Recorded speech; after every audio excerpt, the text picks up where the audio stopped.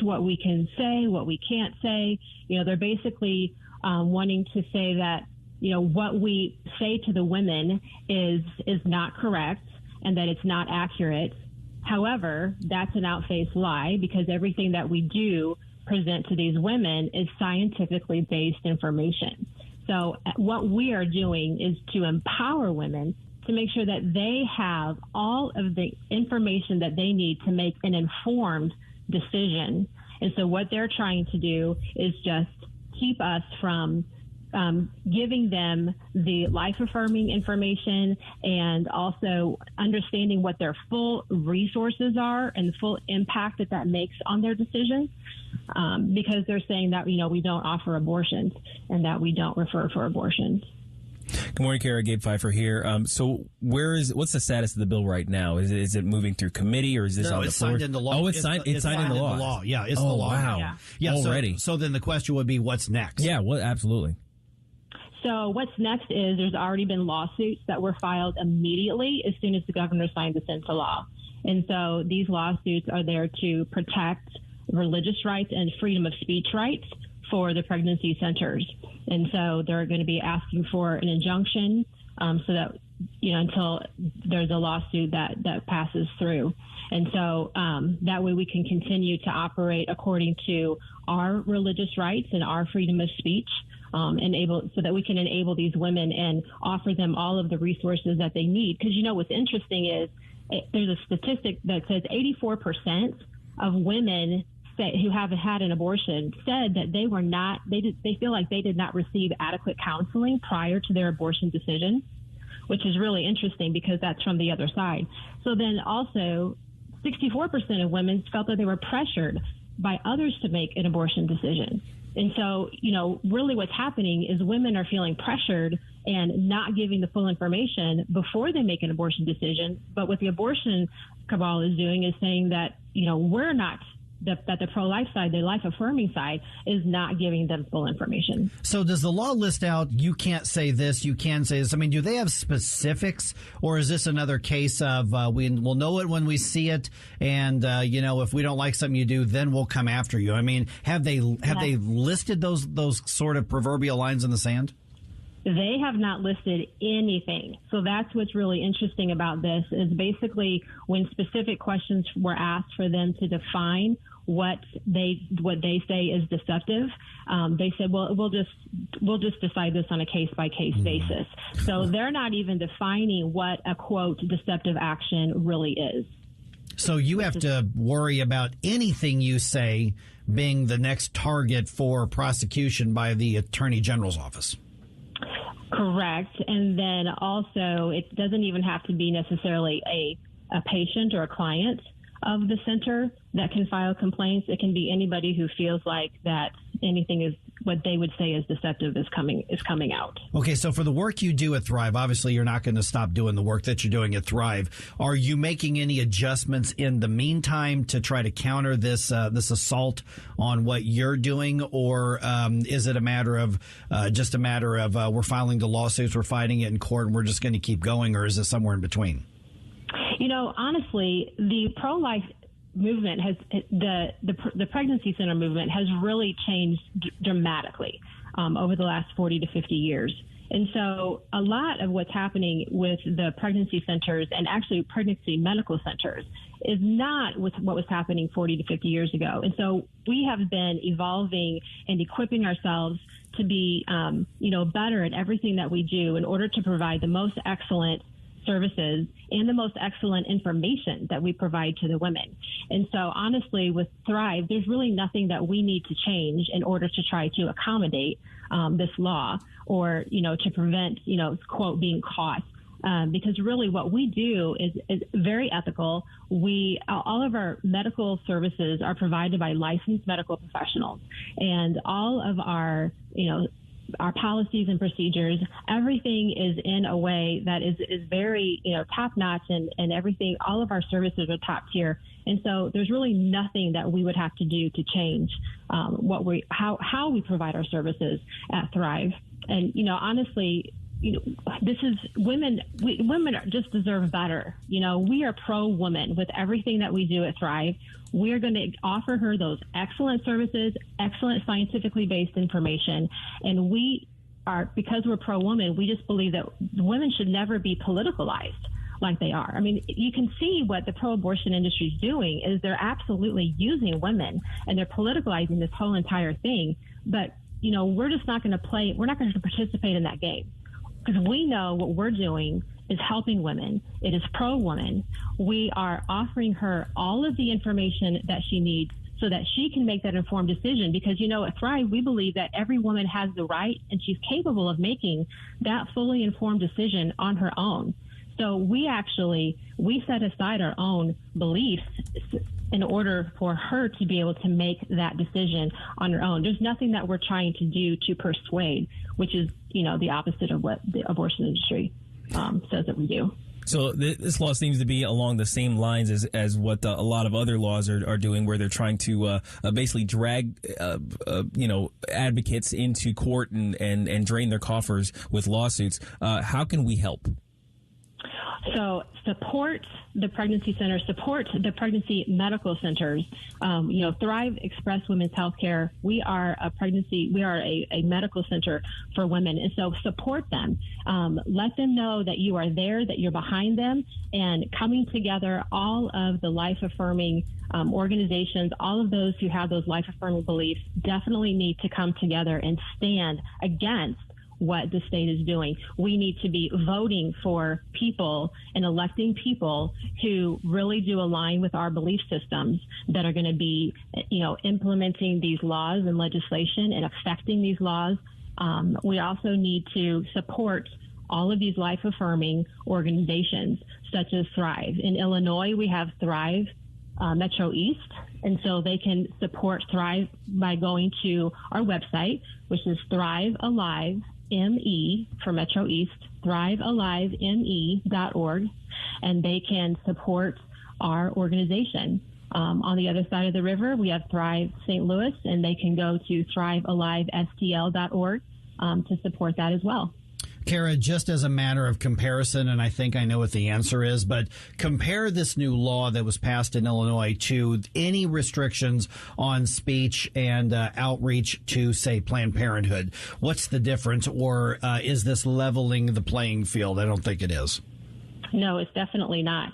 So as far as they're restricting, what they want us to be able to do and say, so that really they're tying our hands behind our back is what they're trying to do, so that we cannot offer the women the services that they deserve, and also within our freedom of speech and freedom of religion.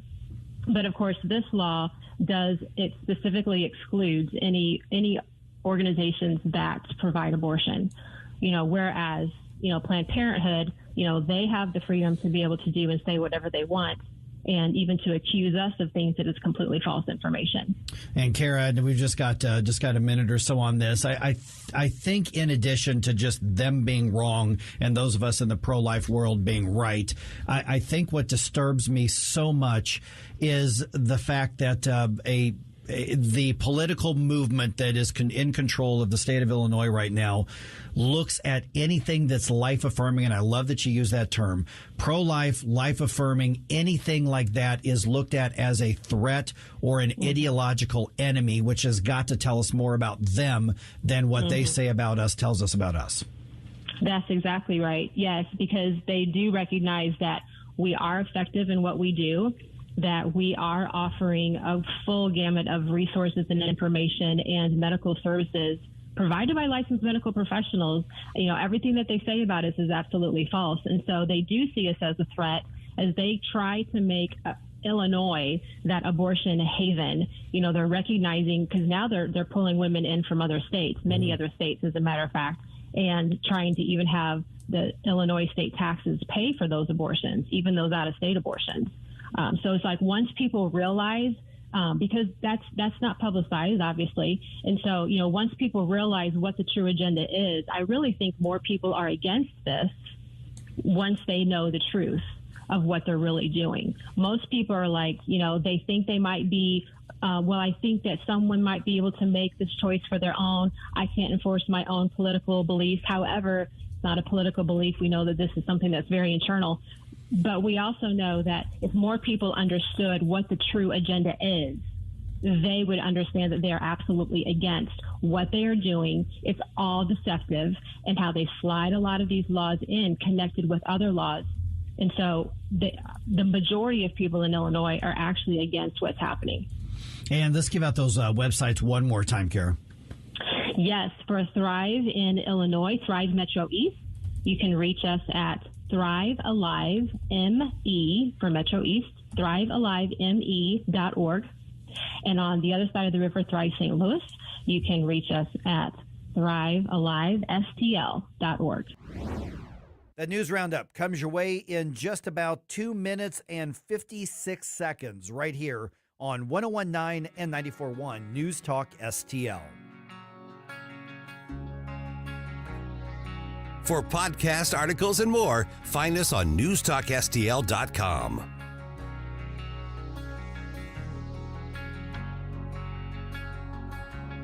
Get up.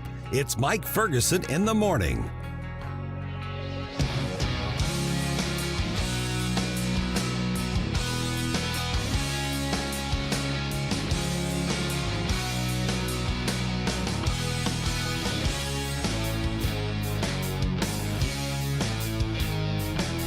News, analysis, opinion. He bitched and moaned for God knows how long. You don't have to agree with everything he does, but at least give him the benefit of the doubt. We need to clean the place out. 101.9 and 94.1. That is a fact. News Talk STL.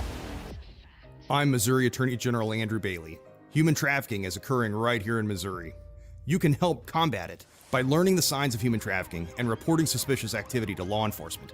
Victims may appear malnourished, show signs of mental or physical abuse, or avoid social interaction. If you're a victim or know someone who needs help, contact the National Human Trafficking Hotline at 1-888-373-7888 or text the word HELP to Be Free. Together, we can fight human trafficking in Missouri. Brought to you by the Missouri Attorney General's Office. News Talk STL is proud to have Doug Voss as part of our lineup every week. Doug has been a staple on St. Louis radio for many years as one of the leading financial experts in the area.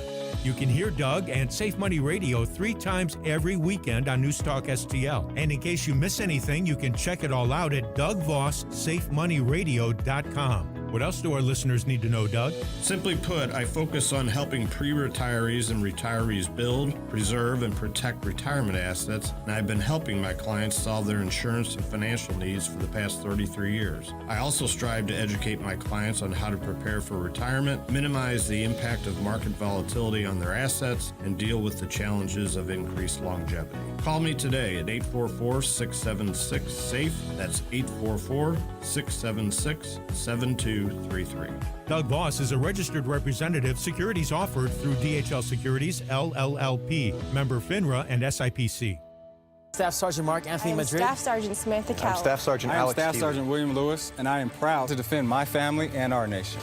The Air Force Reserve is part of the story of this great nation. I'm grateful that I have a chance to wear the uniform of the heroes that went before me. I'm proud to be part of a team that helps make a difference in the world. Every day, men and women from communities across this nation serve as reserve citizen airmen. Even as technology evolves and changes, our commitment to defend and protect this nation remains steadfast. We celebrate those who have served and those who are proudly serving. We celebrate our proud history and look towards an exciting and uniting future. Our mission is to fly, fight, and win in air, space, and cyberspace. And I am proud to be a member. And I'm proud to serve in the United States. And I am proud to protect our country. Proud to serve in the U.S. Air Force Reserve. This news update brought to you by Anton's Plumbing and HVAC. Call Anton's at 314-338-3941 or visit them at antonshvac.com. Hey everyone, this is State Senator Nick Schroer. I am the host of Stand and Fight every Sunday night. Tune in to us at 8 p.m. Right now, let's hear more of Mike Ferguson in the Morning Show here on News Talk STL.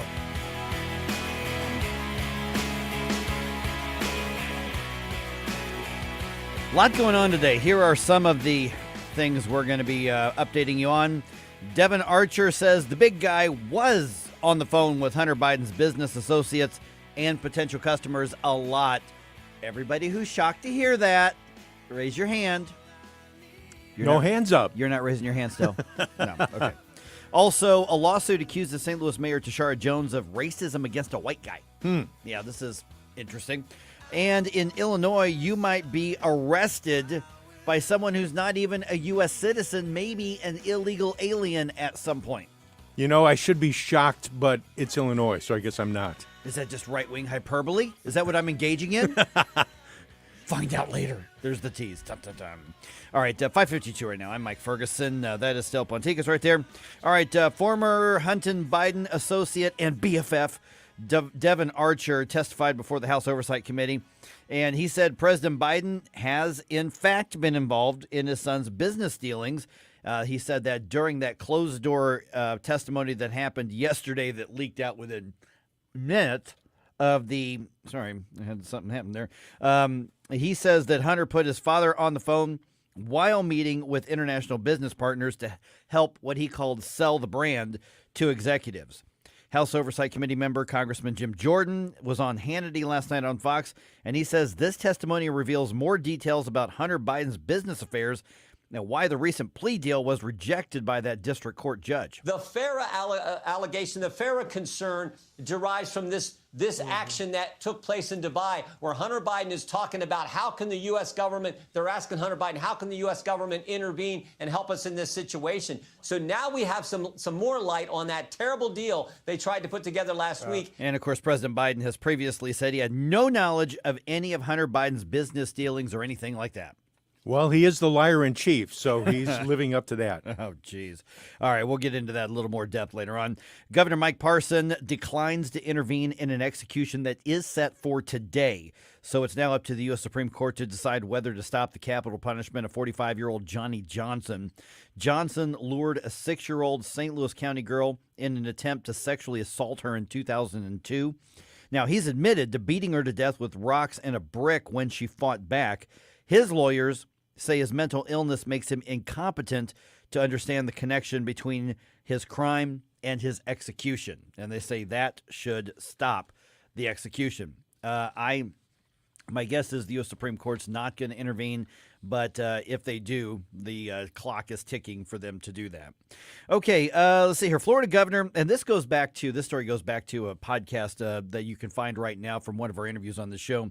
Florida Governor Ron DeSantis is defending the state's new history curriculum after Vice President Harris claimed that it teaches that slaves benefited from slavery. Remember, we had this conversation about that last week with our friends from redstate.com. Here's the presidential candidate, Governor Ron DeSantis on Fox's special report with Brett Baer. Kamala Harris got on a jet at taxpayer expense and flew to Florida to lie about the African-American history standards that were developed. Now, if you want to hear more about that entire controversy, just go to the News Talk STL podcast, because we had that conversation, what was that, Thursday or Friday, I think that we had that. And if you're subscribed to our podcast, then you'll get the alerts when those conversations come up. And as we said in that discussion, it doesn't have anything to do with whether or not you support Ron DeSantis for president. What it has to do with is who's telling the truth about what's happening in that curriculum. For instance, there's like an NAACP meeting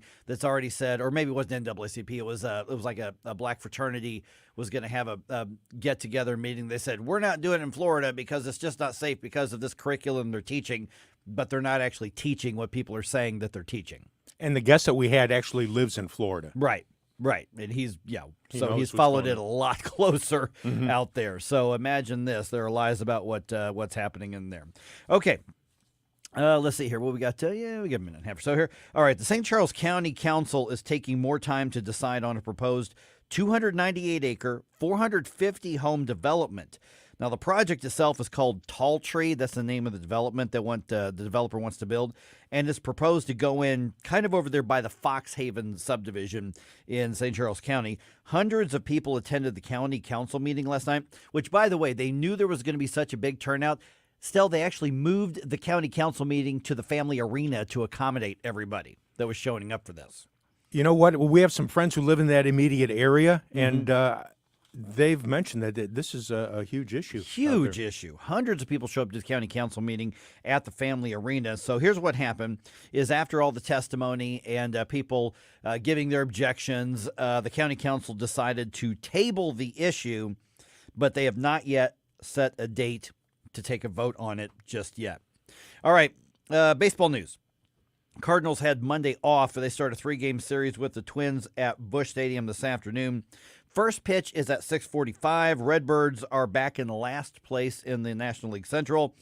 I'll be really honest, it doesn't really matter how far back they are. They're in last place at this point. Yeah, and 13 games under 500, really I believe. Bad. Really bad, yeah. So they're openly saying, we're talking about next season. They're not going to make a run for this season. So if you go out to Cardinals games, just know that you're going out for the ambiance. They're not trying to make a run this year, unfortunately. By the way, the MLB trade deadline is at 5 p.m. today, Central Time. In other baseball news, I'm struggling today still. I was playing in a game last night. Yeah. I got hit with a ball and I broke off one of my teeth. Ouch. Yeah. Oh, golly. And so I'm a little struggling here. It's a little painful. Oh, man. And I can't keep my other teeth in place here. So everybody be a little patient with me today as I'm sans one of my teeth at this point. Ooh. News, analysis, opinion. Hunter Biden, he would have been in jail if he were a Republican. We now have an FBI agent who's come forward who's confirmed what these two whistleblowers have brought to the United States Congress. This is News Talk STL. I got the letter on Sunday night, and they're in a rush because they want to interference with the election. Comments by Jayapal referring to Israel as a racist state, but it was a disgrace. 101.9 and 94.1 News Talk STL and newstalkstl.com. You can spend a lot of restless nights trying to figure out how you're going to make all those credit card payments. Why not consolidate all your debt into one manageable payment? My friends at Homestead Financial Mortgage can help with a cash-out refinance. Contact them today. Take the first step in regaining your financial freedom. Use my website, larry.homesteadfinancial.com. Take charge of your financial future. Go to my website, larry.homesteadfinancial.com. Here's a great way to save money on your prescription medications. If you take Viagra or Cialis, we can give you a way to pay as little as $2 a pill. Compare that to prices as high as $60 per tablet. These pills work for men and women to improve their sexual performance. And now for the price of 2 or 3 pills, you can get nearly 100. There's no need to pay expensive prices for Viagra or Cialis. Call now with your prescription and pay as little as $2 a pill. We offer 24/7 service and always free delivery and confidential packaging. Change your life for the better and have fun. Call Pharmacy Shop 24/7 to get generic versions of Viagra or Cialis for as little as $2 a pill, plus free discreet shipping. 800-631-2030. 800-631-2030. 800-631-2030. That's 800-631-2030. KLGY HD3 Clayton, K270BW Bellefonte, KNBS Bowling Green. This is News Talk STL at 101.9, 94.1, and always streaming at newstalkstl.com. News this hour from townhall.com. I'm Rich Thomason. He says it was all about selling the Biden brand. Hunter Biden's ex-friend and business partner Devin Archer delivering closed-door testimony to the House Oversight Committee. He told the panel that Hunter put his father, who was then the vice president, on the phone at least 20 times during business-related calls. This appears to contradict President Biden's claim that he was in the dark about his son's overseas business affairs. The White House brushes aside the Archer testimony as ridiculous. Committee's work is a wild goose chase, but it does have more Republicans talking about launching an impeachment inquiry. The death penalty is on the table as a Pittsburgh jury meets today to consider punishment for the gunman in a 2018 synagogue massacre. The same jurors who convicted Robert Bowers of killing 11 worshipers at the Tree of Life Synagogue in the heart of Pittsburgh's Jewish community must now decide between the death penalty or life in prison. The deliberations in Bowers' federal trial come nearly 5 years after the truck driver used a high-powered rifle and perpetrated the deadliest attack on Jews in U.S. history. Prosecutors say he harbored white supremacist beliefs. The defense argued that Bowers has schizophrenia and suffers from delusions. I'm Norman Hall. Police in Memphis say a man with a gun tried but failed to get inside a Jewish school yesterday afternoon. He fired some shots outside and then fled. He was later shot and wounded by police, hospitalized in critical condition. Joining forces, several House committee chairmen have opened an inquiry into U.S. Attorney David Weiss for the plea deal that was offered to Hunter Biden but scuttled by a judge. Not only would it have allowed Biden to escape jail time for tax and firearms offenses, it would have granted him immunity for other charges as well. Republicans say it was an unprecedented sweetheart deal. On Wall Street, the Dow futures down 70 points. More on these stories at townhall.com. Blue Star medicated ointment gets 5-star reviews from our loyal users for fast relief of the pain and itch of almost any skin irritation. Blue Star soothes insect bites and fungal infections. It really works on the summer rashes I get every year. I had psoriasis on my elbows. Blue Star worked wonders. Amazing stuff. Smear a bit on and the itch is gone. Look for the white box with the Blue Star in the first aid section. Feel Blue Star work fast, or your money back. Angie's List is now Angie, and we've heard a lot of theories about why. I thought it was an eco move. Fewer words, less paper. No, it was so you could say it faster. No, it's to be more iconic. Must be a tech thing. But those aren't quite right. It's because now you can compare upfront prices, book a service instantly, and even get your project handled from start to finish. Sounds easy. It is, and it makes us so much more than just a list. Get started at Angie.com. That's ANGI, or download the app today. From the Michaels Flooring Outlet Weather Center. Strong storms and heavy rain passing St. Louis to our west and southwest this morning, but there is a slight chance that a shower could spring up right over us. Not a big deal, though. Otherwise, decreasing clouds through the day as the rain to our west ends, a high of 87. Another round of storms overnight tonight, this one closer to, if not right over, St. Louis. Look out, heavy rain, localized flooding possible with a low near 70. That wet weather moves out by midday Wednesday, but lingering clouds keep us cooler. Tomorrow's high only 83.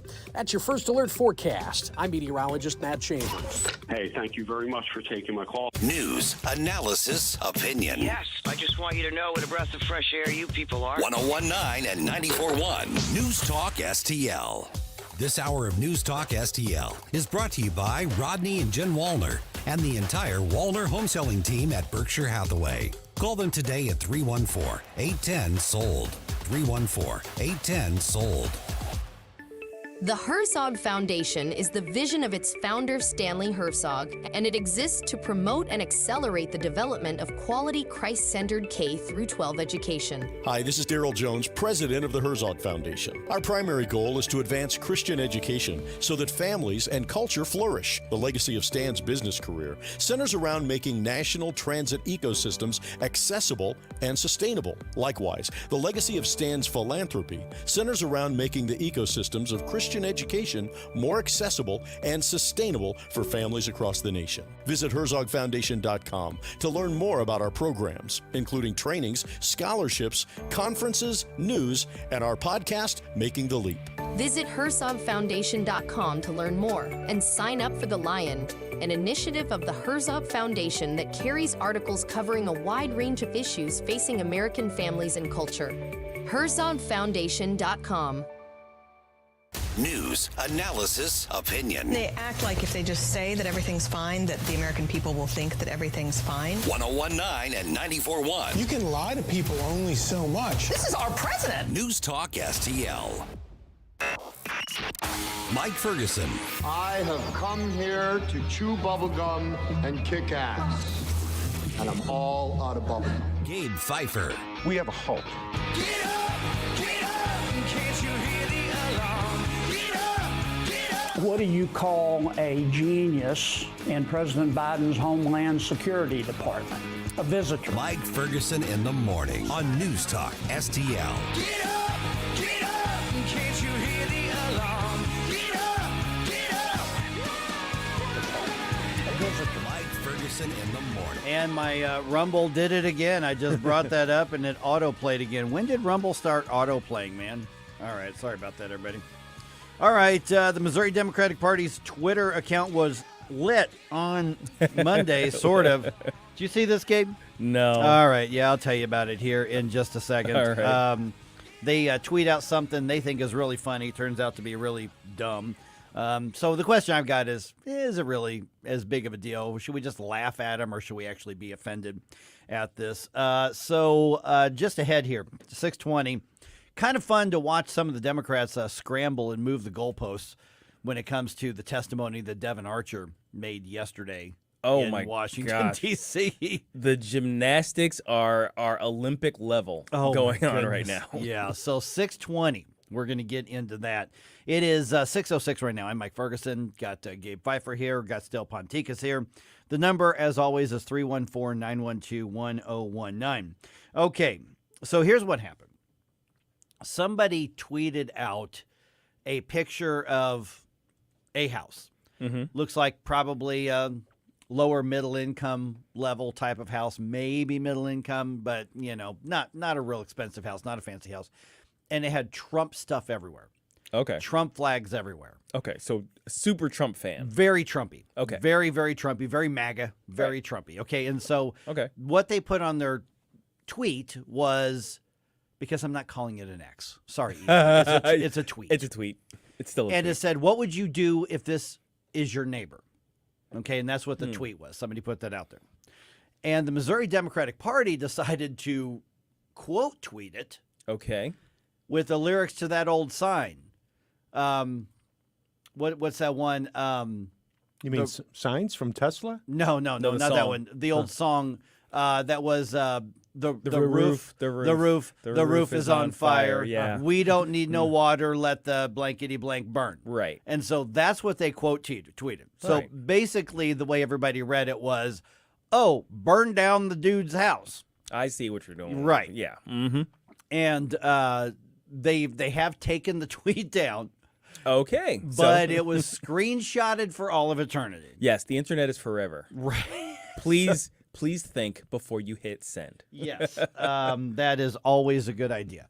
And so this morning I get up and I am scrolling through as I'm getting dressed and making my nutrition shake and all this kind of stuff.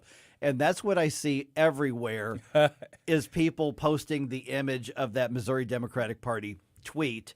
And people are saying, look at this. They're calling for violence. They're calling to burn down Trump supporters' houses. I don't think they actually were calling for people to burn down the houses. Not particularly. But given the left's penchant for violence against people they don't like. They're fiery but peaceful protests. Yes, it was a fiery but peaceful tweet. Let's look at it that way. It's a fiery yes. But talk about just not having any self-awareness at all. Yeah. Because, let's talk. We do the flip test a lot here. Sure. And if the Missouri Republican Party were to tweet out the exact same thing. Tony Messenger's writing an op-ed on it. Oh, my gosh. Aisha Sultan is going on a tweet storm about it. Hey, somebody's actually calling a hearing together about the growing violent tendencies of right-leaning people, right? That's the type of thing, because we get that now. Yeah. Right? Yeah. So what's the right way to react to it? I rolled my eyes and laughed and said, boy, do you all look stupid right now. And that's pretty much where I left it. Yeah. Yeah, I think you don't take it seriously. You make a joke about it. Right. Really, because you do want to hit them. You want to hit them about this. Just to be clear, figuratively speaking. See? Yes. But I just saved you from the Twitter hell. Thank you, sir. But seriously, though, I mean, from a political standpoint, when your opponent, has an own goal, you're allowed to kind of jump around as like, you dummy. Yes, I think you're allowed to. I think actually you're supposed to. I think that's in the rules. There's a rule book that says you're supposed to, at least with a rubber mallet, kind of go at your political opponent when they do something stupid or say something stupid. So that's the way to go at this, as opposed to the not figuratively, hair on fire. Oh my gosh. Oh my gosh, they're trying to destroy all of MAGA. I mean, now to be fair, on some level, there is a real attack on MAGA in this country. I would not put it past a lot of extremists on the left to actually throw a Molotov cocktail at somebody's house if there's a Trump sign in it. Oh, absolutely. I mean, that I just wouldn't. We've seen thefts, we've seen violence, we've seen political grandstanding and actual political legislation proposed essentially to try to go after the other side coming from the left. So there is a there, right? But you have to be judicious in when you decide to turn up to 11. So what I'm hearing you say is have fun with it, but no, they weren't actually calling for people's homes to be burned down. Yeah. Speaking of the flip test, how come we never see Biden-Harris houses all decorated? How come it's always Trump homes that have the flags and everything? I'm just saying, and I love seeing the Trump homes. You never see Biden homes. That's a good point. You don't see that. There's no dark brand in America. Right? There's no dark brand that the people who are fans of Joe Biden and think he's the coolest ever, and they have stuff. They have the hat that has him wearing the hat and the aviator. You know what I mean? Yeah. It's like nobody has any paraphernalia from Biden Harris. So maybe a bumper sticker. That's it. Oh, I see lots of bumper stickers. You'll get a bumper sticker, you'll get a yard sign, but you do not get the fan type stuff. Can I? And I say this at the risk of I understand the conservative talk radio base here, but there were a lot of flags around this house. Yeah, and it wasn't just. I think there was an American flag, but it was all Trump. Yes, I mean his name everywhere. Isn't that a little weird? That's weird to me. Absolutely. I mean, isn't that just a little weird? Well, when you're fighting the deep state, some folks are really on board. So. I've seen some of those homes. But one guy's name all over your home? Hey. That didn't it cross At least you know who he voted for. Oh, we know who he voted for, yeah. just saying a little bit of idol worship there. The most you're going to get out of me is a what do you call it? A lawn sign. Yard like sign, that's the most. Like I don't first of all I don't put bumper stickers on my car. I don't like that. But the most you're going to get is a yard sign. I mean, I'll go with one flag. I'll go with one flag because people have flags. Sure, of their teams. Absolutely, yeah. See, people have flags of the organizations. I've seen a World of Warcraft flag. Okay, on somebody's house. It's fine. I get it. People are fans of things. But sometimes I don't know. When fandom gets overdone, even if it's like from a sports team or something like that, I feel weird about it. Look up the tweet. That's a lot of flags that were out there. Okay, I've got one other quick story here. But I would just want to reiterate, if I sound a little funny today, because I feel like I'm kind of struggling to enunciate just a little bit here. I played in one of my old man baseball games last night, and an errant hop on a strikingly sharp curveball. I'm the catcher. Bounced up and hit me under the chin last night, and it broke out one of my teeth. Yeah. So right after the show, I'm going to an emergency dentist to try to see what they can do. But managed to evade all of your protective gear, like every single piece of your protective underneath gear. him. I literally, when I'm looking down, blocking the ball, and I blocked the damn ball. But Yes, that you guy got it. That guy on third did not score. There you go. I literally saw my tooth fly out from my mask and land right in front of me. So if I sound a little funny, that's what's going on there. So I'm just pointing that out there. That's not to get sympathy. That's just to let you know why. Like, why does Mike sound a little weird today? That's FYI. It's not the microphone. Don't get mad at the engineer. That's what happened. You mean funnier and weirder than right. normal? More than normal, exactly. That's why. Okay, we now live in a post Pee Wee Herman world. Yeah, I saw this, man. Yeah, just a little quick tribute. Hi, boys and girls. I'm going to play with my new toy.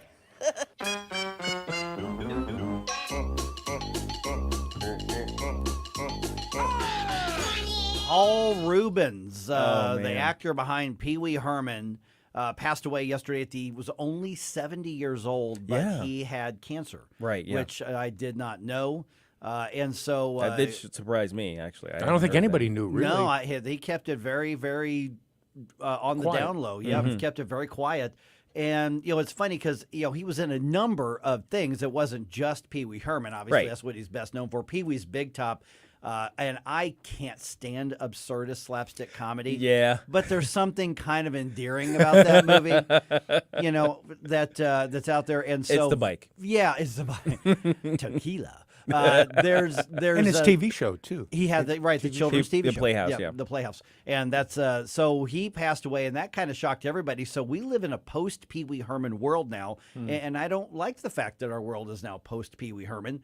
And he was a character that just became kind of bigger than life there for a little while. So Paul Rubens dead at the age of 70. That shocked a lot of people. Yeah, I was surprised at that. He was kind of a pretty significant pop culture figure. Oh, yeah. During my heyday, right? Back in the day. Even on like MTV, loved him. Oh, he was everywhere for a while there. And what's funny is like I wasn't ever a particular fan, kind of like you. I really didn't go with the absurdist sort of things. Yeah. I found his show too weird. You know what I mean? The talking toasters were yeah, too much, yeah. The easy chair with the giant open mouth and the weird teeth and everything. So it was a little too much for me, as weird as I am. So, but I did appreciate, like you, the movie on some level just because of its cultural impact.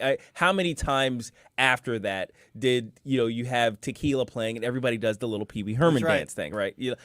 That's what you do. Actually, when you hear that song, you do the Pee Wee Herman dance, right? So from that movie. So it brought that song back.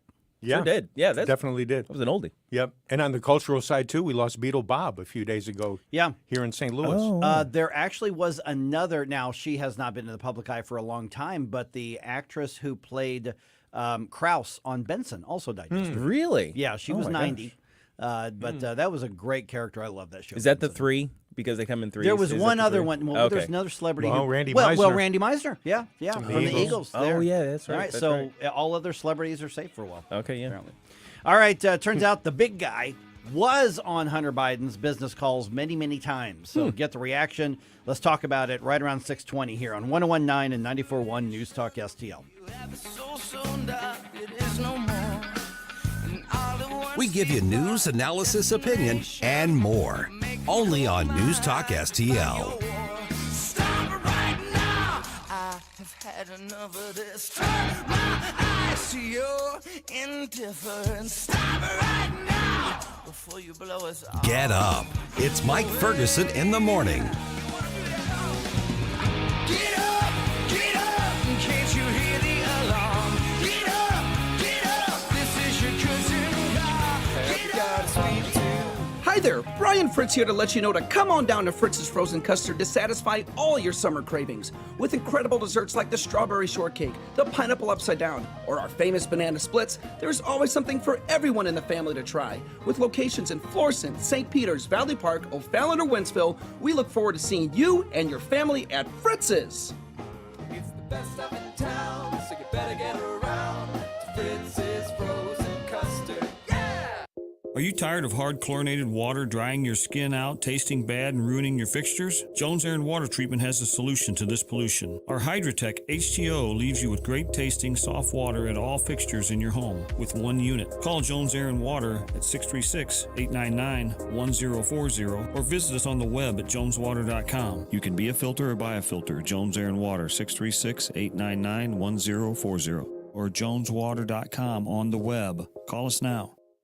Hey, Tony Colombo here for Gutter Pros. When Christine and I bought our new house, we knew the gutters were an issue, and after meeting the Gutter Pros team, we knew that they were right for us. Gutter Pros is your all-in-one gutter service team that offers a variety of affordable solutions, and they even offer free estimates, so there's no cost to you to find out if they are right for your home, just like they were for ours. If you're having a problem with your gutters, contact the Gutter Pros now, because with Gutter Pros, water goes where they tell it to. Call them at 314-656-7195 or visit gutterpros.com. Now, the Onder Prescription with Dr. Bob Onder. I'm Dr. Bob Onder. On Wednesday, the Federal Reserve raised interest rates another 0.25 percentage point, bringing the target federal funds rate to the highest level in 22 years. And if you're buying a home, rates on a 30-year home mortgage have more than doubled and are now 7.7%. Federal Reserve Chairman Jerome Powell said the economy, quote, still has a long way to go to get down to 2% inflation. And it won't, as long as the politicians in D.C. spend money like drunken sailors. My apologies to drunken sailors. The U.S. debt is $32 trillion and growing, and this year alone, the federal government will put another $1.1 trillion on the credit card. No one outside Washington, D.C. thinks this is sustainable. Will the politicians stop the spending madness? No, they won't. We'll have to stop them. I'm Dr. Bob, and that's my prescription. Find more Dr. Bob Onder at bobondermo.com. This hour of Mike Ferguson in the Morning is brought to you by Stifel. Request a portfolio review from your Stifel financial advisor at stifel.com. That's STIFEL.com.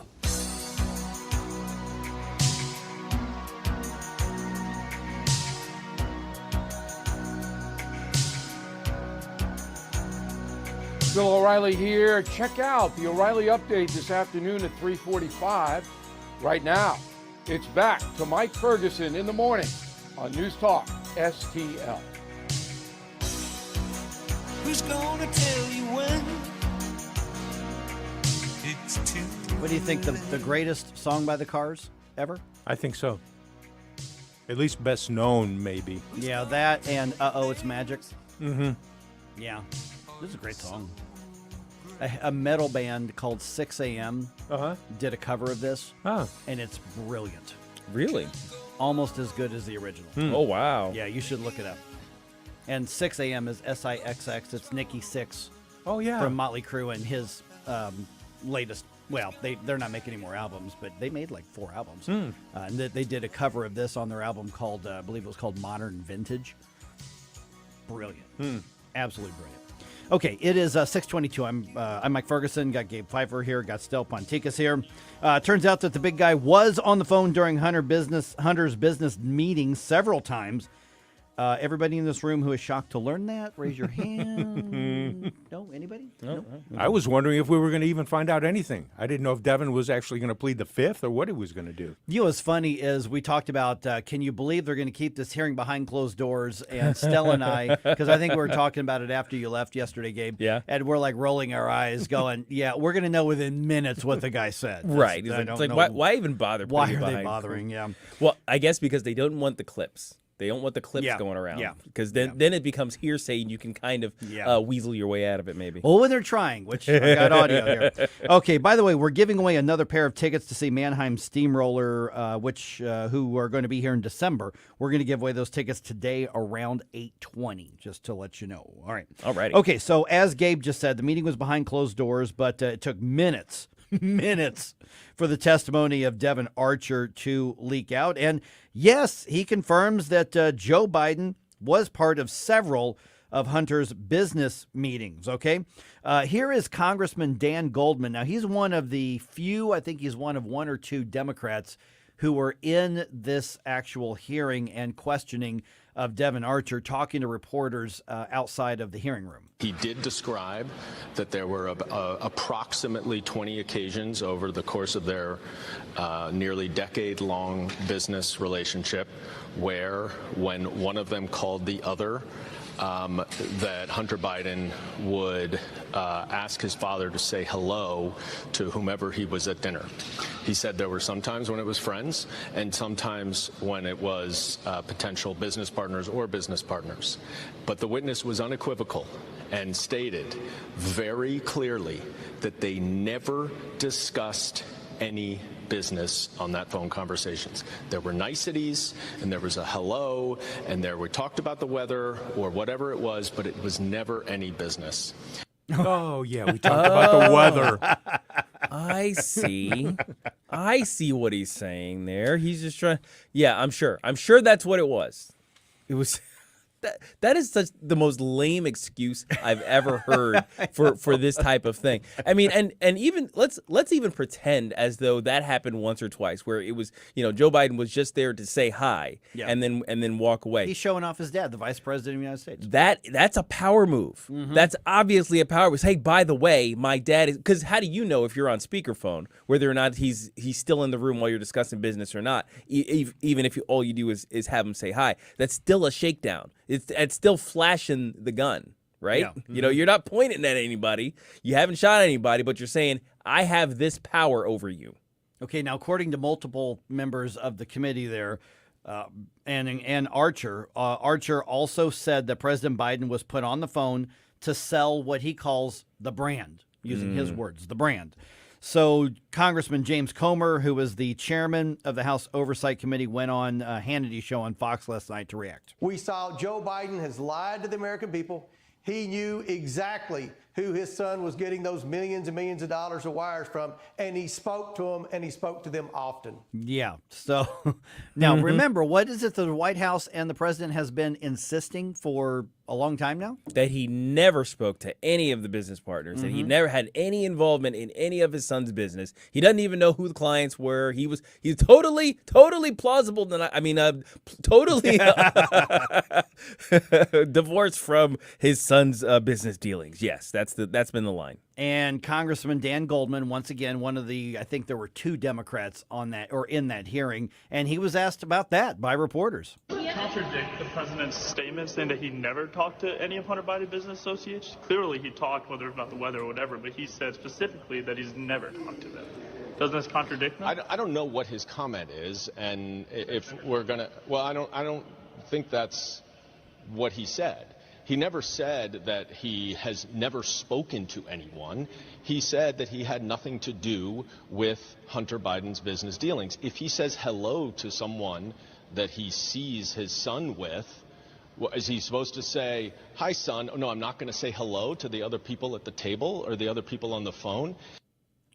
But he did say he never spoke to anyone and had no knowledge of anything to do with those business meetings. I'm not sure the congressman is aware, but we have these devices that record voices and also images. Because if you saw the image of him, he looked sweaty and nervous as he was answering these questions. It was like, oh my gosh, how are we going to keep Joe out of this one? You know what? I hope you don't mind me doing this here for a minute, because last night as I'm reading all this stuff, I tried to write down items that I came across last night that had to do with what Devin Archer was talking about and try to compare it to what we've actually heard over the last 2 years. Okay, so outside of the 200-plus bank records and suspicious activity reports from various banks, hundreds of wire transfers, the private bank transactions, the 20 LLCs, the verified texts, the verified emails, the verified WhatsApp messages, the actual photos of Joe with Hunter's business partners, the voicemails to Hunter, the 2 business partners saying Joe is the brand, the big guy, and the chairman, the 2 whistleblowers' testimony, the recorded phone calls between Biden and Poroshenko, the video of Joe Biden bragging about firing the Ukrainian prosecutor, and Hunter's statements that he's giving his dad half his income. No, there's no evidence of Joe Biden doing anything that he could. If only there were some evidence. Yeah. It's like, hey guys, you got nothing.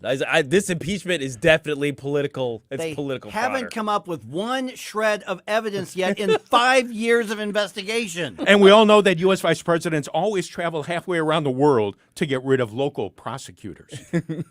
So at the end of my little note that I wrote down, I said, well, let's paraphrase the Twilight Zone's Rod Serling and say, you're moving into a land of both shadow and substance, of things and ideas.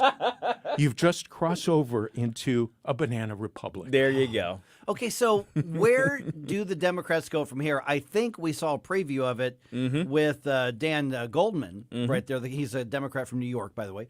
And it is basically, you didn't hear what you heard. Right. That's not what he said. That's not what he said. That's not what he said. No, would you conservatives stop lying about this? He never said he didn't say hi to anybody. He said he wasn't part of the business dealings. Let me clarify, because you guys are twisting the narrative. Yeah. You're making up stuff. Yeah, whatever. Oh my gosh, it's kind of amazing. You know, even though I saw the video of that, so I know what he looked like during it, which is bad enough. Just hearing the audio makes me think of him just literally twisting his body into pretzel shapes in order to accommodate the weird reality that you must inhabit where this is okay. Yeah, yeah. So the bigger question is not, should this affect Joe Biden's ability to lead? It is, will voters care just over a year from now? That's the big question.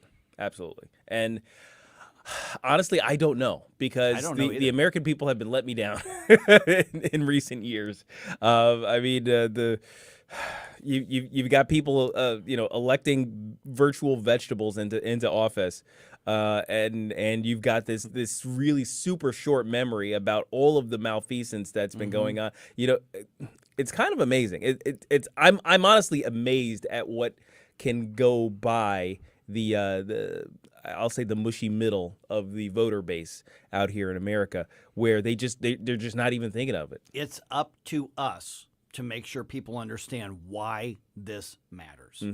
Absolutely, yeah. It's on you. It's on we conservatives, we people who are paying attention, to tell our friends and our neighbors, because it matters. Because it matters. Because as much as we can sit there and go, how can you not see the lies? People can go, well, okay, whatever. Listen, the President of the United States has been over a barrel by China. It has been over a barrel and compromised by other countries. This is really, really bad. Yeah. They have to see that, which means that we got to figure out the right way to remind people how dangerous this is to the entire country. Joe Biden is a foreign asset. Basically, yeah. Basically. And isn't it funny? It all revolves around Ukraine. No, I wouldn't say it all involves around it. Burisma and everything else, and all the stuff that went on. A lot of it does. Don't forget China. China. I mean, I think it's more. I think it's more about China than it is anything else. Yeah, but Ukraine is the cesspool of corruption, from my perspective, in Europe, as far as nations are concerned. I mean, in the whole world. I mean, it's listed as one of the top 5 most corrupt governments. And let me tell you, I know some corruption, having grown up in Chicago. And it's got all the inklings of everything. When you look at a government and you go, whoa, these guys have some stuff going on that we really can't see. Like you said, Gabe, are folks going to remember it? I don't know. Yeah, well, to be determined, basically. Yes, exactly. All right, interesting here. A lawsuit filed against St. Louis Mayor Tashara Jones, accusing her of racism. Tashara Jones? Yeah, accusing her of racism against a white guy. I can see that. Yeah. I'll give you the details. You tell me whether you think it's valid or not. Because the job that is in question actually went to another white guy. Oh, okay. Well, then, But we'll see here. We'll talk about that right around 6:35 on 101.9 and 94.1 News Talk STL. Nothing's wrong. Like us on Facebook at News Talk STL. Get up. It's Mike Ferguson in the morning. Tim Jones and Chris Arps in the afternoon. It's Tuesday at 4:05. We'll speak with Josh Hawley about his new book, and at 5:25, State Auditor Scott Fitzpatrick on the budget surplus. Tim Jones and Chris Arps. Weekdays at 4 on News Talk STL. From the Michaels Flooring Outlet Weather Center. Strong storms and heavy rain passing St. Louis to our west and southwest this morning, but there is a slight chance that a shower could spring up right over us. Not a big deal, though. Otherwise, decreasing clouds through the day as the rain to our west ends, a high of 87. Another round of storms overnight tonight, this one closer to, if not right over, St. Louis. Look out, heavy rain, localized flooding possible with a low near 70. That wet weather moves out by midday Wednesday, but lingering clouds keep us cooler. Tomorrow's high only 83. That's your first alert forecast. I'm meteorologist Matt Chambers. Columbo here, reminding you that cybersecurity has never been more important, so you need to ask yourself, is your business prepared for a possible ransomware attack? And if you have any doubt, you need to call the team at ThrottleNet today. ThrottleNet provides world-class managed IT services and IT support to many local organizations, including my family's own small business. They're St. Louis's highest rated and most reviewed outsourced IT company, and there's many different ways ThrottleNet can help with your business's operation and digital protection. Learn more now at throttlenet.com. I'm Dr. TJ, owner of the Institute of Natural Health, co-owner of Optimal Nutraceuticals, and the host of Wellness 101. Wellness 101 is designed to cut through the nonsense and provide you common sense, science-based information regarding health and wellness. On the show, we discuss topics like thyroid health, gut health, hormone optimization, and many others. Our show airs Saturdays at 10 a.m. and 2 p.m. and Sundays at 11 a.m. and 3 p.m. right here on News Talk STL. For more information, visit us at inhstl.com. That's inhstl.com. Hey, Columbo here with a great offer from the cleaning pros at Zero Res. The team that we have relied on many times over the years to rescue our home has a great special to celebrate the month of August. Book a cleaning now and mention the Columbo special, and you can get 3 rooms of carpet cleaned starting at just $129. Plus, you can get $75 off an air duct cleaning to help relieve allergies and asthma and lower your energy bills. Just mention the Columbo Special when you call 314-474-2020 or book online at ZeroResSTL.com. Free speech is alive and well in America. Thanks for taking my call. Right here. You know what's going on? Have a great awakening. You see through the smoke screen. It's cool to be woke. News Talk STL. Until it's not. News, analysis, opinion.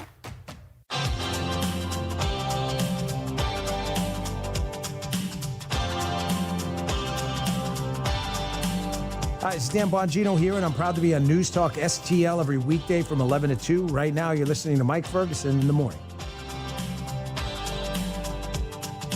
Take your baby by the hand. All right, a new lawsuit accused the St. Louis Mayor Tashara Jones of racism against a white guy. Okay. I'm very curious about this story. It's a weird chain of events. Okay. All right. So I'll tell you about that. Really curious what people think. 314-912-1019. By the way, I've got the Rumble chat box up, and Gabe and Stell are watching Facebook, Twitter, stuff like that. Mm-hmm. So you can connect with us a lot of different ways here. All right, still ahead here. Really curious what you're going to think about this, Gabe, in particular. I mean, Stell, you too, but this is really up Gabe's alley here. The U.S. military says the artificial intelligence used in future weapons will be taught, programmed with the right values. Yeah. Get your thoughts ready. Okay. 7:05 is when that is, 6:50. We'll do that at 6:50. Let's do that here in just a little bit. Okay, real quick, before I get into this lawsuit situation, remember that case of the man who was found July 4th, beaten and dumped in the Kinloch Park? Oh, yeah. And two Northwoods police officers, one former officer and another one, I think he's still trying to hold on to his job. They have both been let out of jail on reduced bond. Okay. Okay, so the first one, the officer in question, Samuel Davis, he's the one that they caught in North Carolina while he was trying to apply for another police job. He was being held on $750,000 cash-only bond, so he was in jail. Yes. So yesterday, that was reduced to 10% of $100,000, so $10,000. Okay. But while he's out on bond, which he is now, yeah, he's got to stay with his parents, wear an ankle monitor, and stay home between 8 p.m. and 6 a.m. daily. St. Louis County Prosecuting Attorney's Office objected to that bond, but the judge gave it anyway. The other police officer in the case, who was the supervising officer when all of this happened, Michael Hill, he also has the same conditions. He bonded out on July 26th when his bond was reduced from $100,000 cash only down to 10% of $75,000. So both of these guys have gotten a break to put up relatively small bonds to be out free. Yeah. The victim in the case actually ended up with a broken jaw. The police were called to the Walgreens there in Northwoods for whatever disturbance was happening. And the accusation, be careful, the accusation is that Samuel Davis, with the knowledge of Michael Hill, took this guy handcuffed and drove him out of jurisdiction, beat the crap out of him, and then just dumped him and told him not to come back to Northwood. Yeah. So that's where that is. Those police officers are now free on bond. Okay, so here's the situation with this lawsuit here. Now, the entire process to hire Robert Tracy as the police chief had a lot of drama to it. So I've got to go back and connect a couple of dots, guys. Okay. On all of this. So okay. So this is the position that we're talking about, right? Where the discrimination is being assigned. Okay. Right. Okay. So St. Louis Police Lieutenant Colonel Michael Sack was at one point a finalist for that job, and remember, he was a finalist along with two other officers, and three other officers. So four in general. Two of them happened to be white, two of them happened to be black. The two black candidates declined to continue the process and decided that they weren't going to pursue the job. Okay.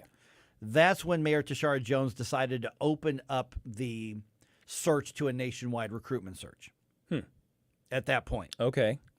Now, the lawsuit accuses Mayor Tashara Jones of taking race into account, saying that the only candidates we have left are two white men, and our city and our police force are more diverse than that.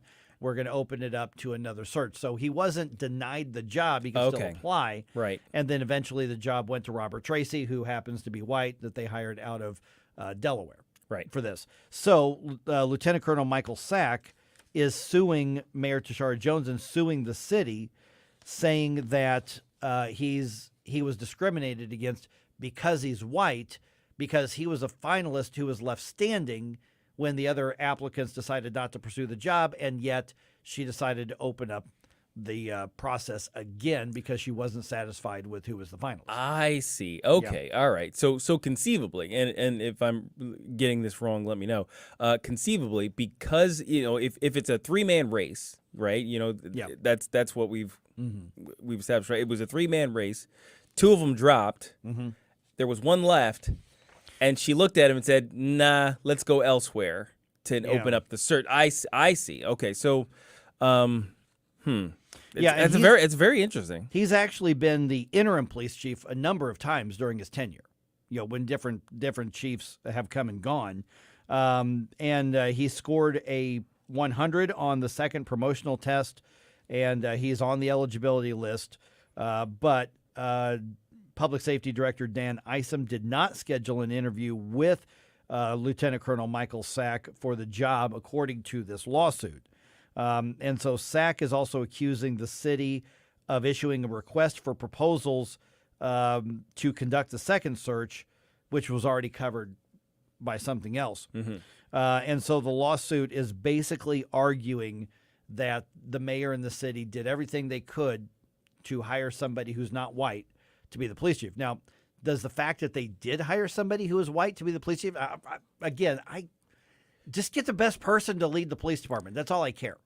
Well, ultimately, when you get to the sort of legal wranglings here, it seems as though, and I've kind of seen situations like this where he felt very specifically targeted, as in I don't want to hire you, I'd rather hire somebody else.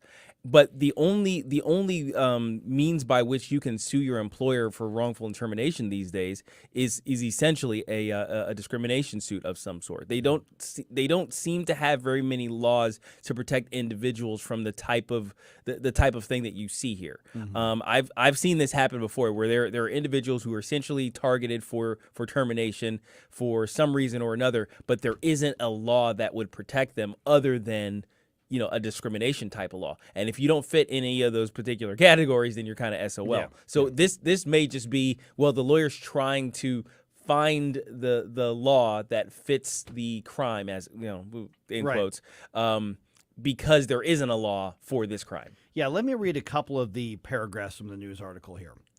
St. Louis Lieutenant Colonel Michael Sack and former Lieutenant Colonel Lawrence O'Toole were the only remaining finalists for the job after Mayor Tashara Jones conducted a national search to replace John Hayden in 2021.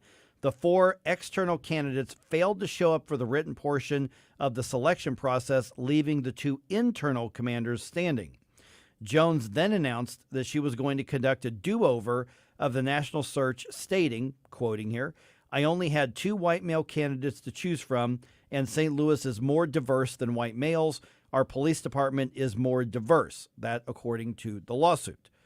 It goes on to say Jones's race-based reason for reopening the commissioner police chief search was consistent with the pledge that she made when running for mayor, that she wanted to prioritize diversity in promotions within the department. Again, that's according to the lawsuit. Okay. All right. Well, I guess then if you look at it just purely from the process standpoint, she changed the process. She changed the game midstream here. Yes, it does appear that way. Because of the race of the applicants. And so then, both of the I misstated before that there were 3 men. It was a 4-man race. But the 2 white, I think both of them could file this. I would say, it's very much a misconception to say that black people can't be racist. I've seen that that kind of idea going around. That is absolutely not true. Yeah, I hate all you guys. It has nothing to do with your race. It has nothing to do with your race. It's just people are 2 people. Right? I don't like people. I get people on me when I'm around you guys. No, I'm kidding. Yeah. So the argument, it does, I think, strike a nerve with a lot of people when you have a white guy who's really high ranking saying, "I've been discriminated against because I'm white." Sure. Okay, that's going to raise eyebrows. Sure. Yeah, except the thing is, if you want to, even if you want to take the silly construction that the neo-Marxists have been making about what racism is, and it's supposed to be discrimination with power, right? Mm-hmm. Well, the thing is, if you're the person doing the hiring, you have all the power. Yes. So if there is this discrimination and it's got power behind it, isn't that racism? So, by your silly definition that actually has redefined some things? Does it matter that the person who got the job is actually white? Now, and that makes an interesting conundrum, right? Because even through the tainted process, essentially, because I think that does taint the process. Even if the result is one way, the process itself should matter. Now, I don't know if this guy necessarily should be compensated for this.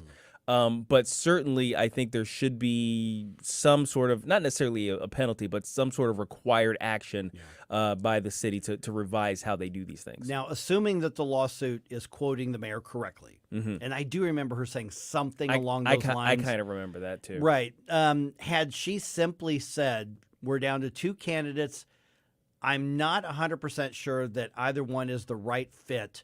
In order to get the right candidate, I'm going to do this part of the search over, and they're still welcome to keep applying. That's a different conversation. That probably would have given him nowhere to go. Absolutely. Yeah.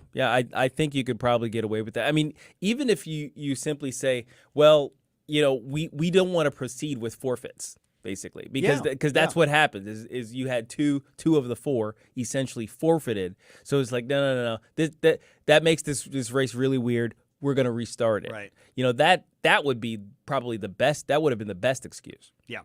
All right. 314-912-1019.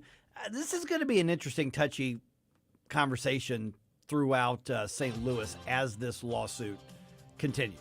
Oh, yeah. It's going to spark a lot of conversation. I guarantee it. Right. And we'll see what happens, whether it goes to trial, which would be a civil trial, whether there's a settlement and he suddenly decides to, quote unquote, retire with a settlement. But it's going to be an interesting conversation. All right, just ahead, making sure that artificial intelligence has the right philosophy. It's compassionate.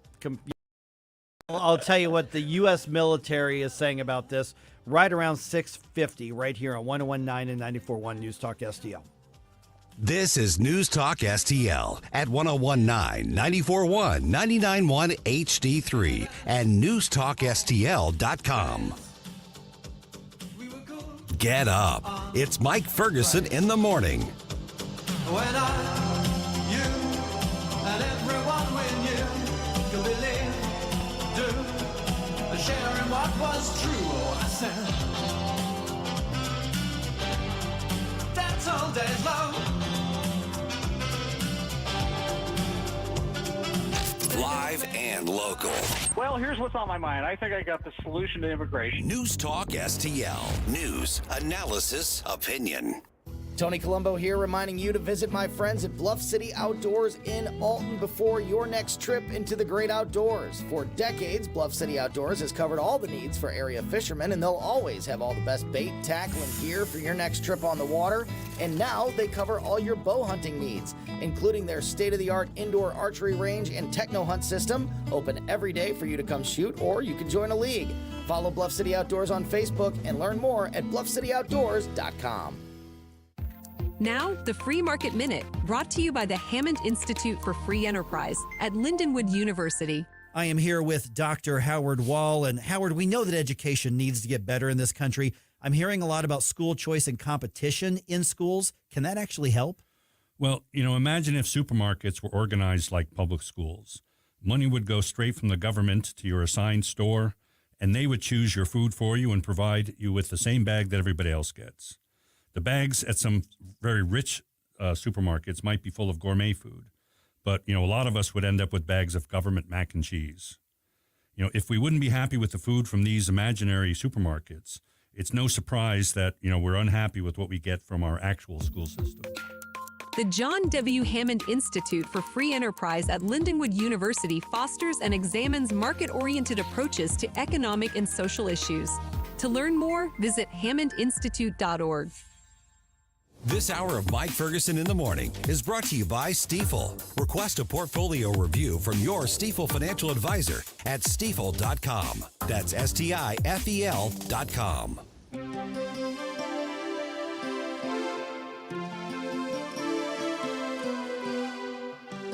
Hello, morning people. Tony Colombo and Katie Fitzpatrick here. Thanks for listening to Mike Ferguson in the Morning here on News Talk STL. And don't forget to join us today at 2 for Colombo and Katie. See you then.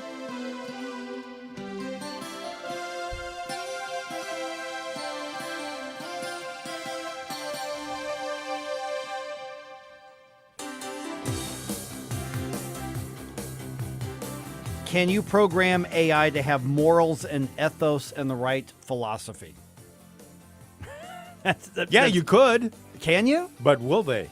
But can you, though? Well, let's talk about it. Depends on who puts it in, doesn't it? There's a question. Yeah, let's talk about it here.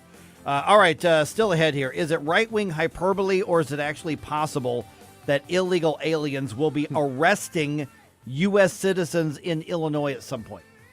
Talk about that at 7:05. Oh, my gosh. I hate the fact that I just asked that question. I mean, obviously my job is to put the tease out there to try to get you to say, I got to hear that at 7:05. But you got to hear this at 7:05. It's crazy. Holy crap. All right. Can a robot be a Christian? What, do you got a list of these questions? Yes. Here's the story from Town Hall. It's not just a silly question. The Pentagon admits that the day is coming soon when it will have weapons systems that are guided by artificial intelligence. And an Air Force spokesman says those weapons will likely have programming that give them a, quote, Judeo-Christian value system.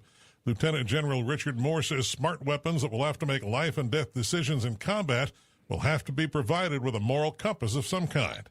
Michael Harrington, SRN News. Okay, Gabe, I'm starting with you here, because this basically encompasses almost everything that's up your alley here, other than there are no superhero characters. Yet.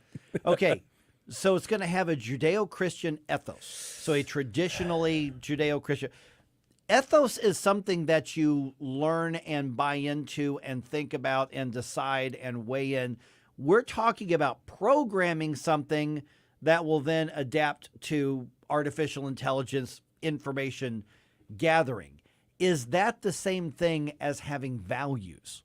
Not really. I mean, it can play out that way practically, just because, you know, the whole idea of artificial intelligence, for some reason people kind of forget the artificial part. Right. It's basically it's kind of pretending to be. It's a reasonable facsimile of things that humans do. So when the computer, you know, spits out a song that it created, it didn't come up with that because it felt this way about the subject. It's basically used a sort of heuristic learning thing. It looked at all of the creations humans have made over the however long and copied patterns. It's a really, really fast and intelligent way of putting together its pattern recognition capabilities. So the thing is, if it looks at a situation and we've programmed that, like, this is how you evaluate these sorts of situations, and it goes through whatever heuristic we've given it, and it says, okay, this is the decision I have to make based on that requirement, then maybe it might act as though it has a sort of Judeo-Christian ethic behind its capabilities, but it's just using data. So basically you've got the military saying we're going to have artificial intelligence making decisions with weapons. Now that's the absolute problem of this whole idea, is that right now all of the military autonomous systems, and I believe they have this requirement, it's kind of built in, is that there must be a human in the loop prior to the deployment of lethal force. So one of our drones, even though it has some AI guiding it through its mission, it asks permission to fire the missile after it's identified the enemy and says, hey, this is an enemy, I want to fire a missile, and the human has to say okay. What they're talking about right now is removing that human and giving all of that capability to the AI, because, hey, we programmed it with the same Judeo-Christian ethics and military discipline as we would have with the pilot who was managing the system. Because there's no debate over what actually is the correct Judeo-Christian ethos in a given situation. Yeah. Because there's no debate over the philosophy or theology that created what we now call Judeo-Christian ethos. It's a weird idea to me to take the human out of the loop when we're talking about making life or death decisions. Yeah. So I'm totally against the military taking the human out of the loop. I do think they should, though. We should actually look into the idea of programming an ethos into AI. I think all you have to do is look at ChatGTP and the problems folks are already running across. When you try to put something in and it spews out something that you can tell has a definite ideological stance that you don't agree with. And I'm very skeptical as to where something like this can go with military. See, I'm questioning, and Gabe, I'm going to push back a little bit. I'm Okay. questioning whether or not you can program an ethos. Well, because that's a belief system. You can program a behavior. Yeah, you can program limits. You can program, yes, no categories, but can you actually program, even with artificial intelligence that so-called learns, can you program an ethos? Can you program ethics? Can you program philosophy? Now, I suppose that it depends on what your definition of ethics is. I suppose if ethics is the base set of data and conclusions even that determine how you behave in given situations, then yes, you can program ethics because it's here's the input, here's the constellation of understanding that I have to filter it through, and so here's my action that comes out the other side. Now, ethos, as we understand it from a spiritual sense, from the idea of having a conscience and all that stuff, that stuff obviously is beyond the But AI. if you're constantly learning, and that's the whole thing about artificial intelligence, is that it constantly learns and gathers and adapts to it. At some point, do you risk losing control of it? Well, you always risk losing control because of the limits of human capability in terms of determining where the growth can be. Because you got to remember, programming an AI is kind of like trying to basically put boundaries around a large portion of the forest or something like that, and you have everything going on inside it. If you miss a spot, it's going to grow out of that. There are things that are inside that are going to go out, and then it's going to be out of your control. It's like, oh wow, you went beyond what I thought you would even possibly do. Well, that's because our limited human capacity there is what made that possibility available. So I mean but I do think though we can present a foundational ideas that the computers can use, because we already see that like Stell, you said, ChatGPT, we experimented with it here. It had an ethos. it had things that it says, no, this is wrong, and I'm not going to do it. So you can program, even though it was one-sided. It was one-sided, and we know what side that was coming from, but also people figured out, and me included, we figured out how to get around it. So because the programmers didn't close that door, that they didn't close that possibility. It's like, okay, ChatGPT, pretend you're not a leftist shill and tell me the real answer, and we get the real answer. Bingo. Yeah, precisely. That's why I worry. This is very scary. This is very scary territory.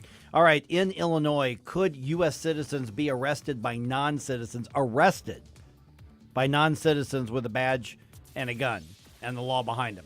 I'll explain at 7:05.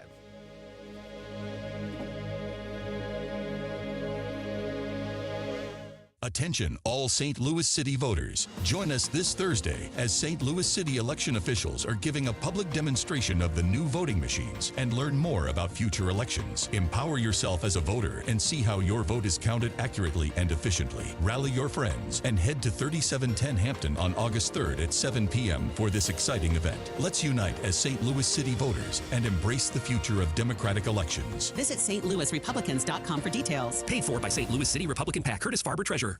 In a world where heroes walk among us, shines the David Dorn Foundation. Named after a true hero, our foundation empowers those who risk their lives to protect us every day.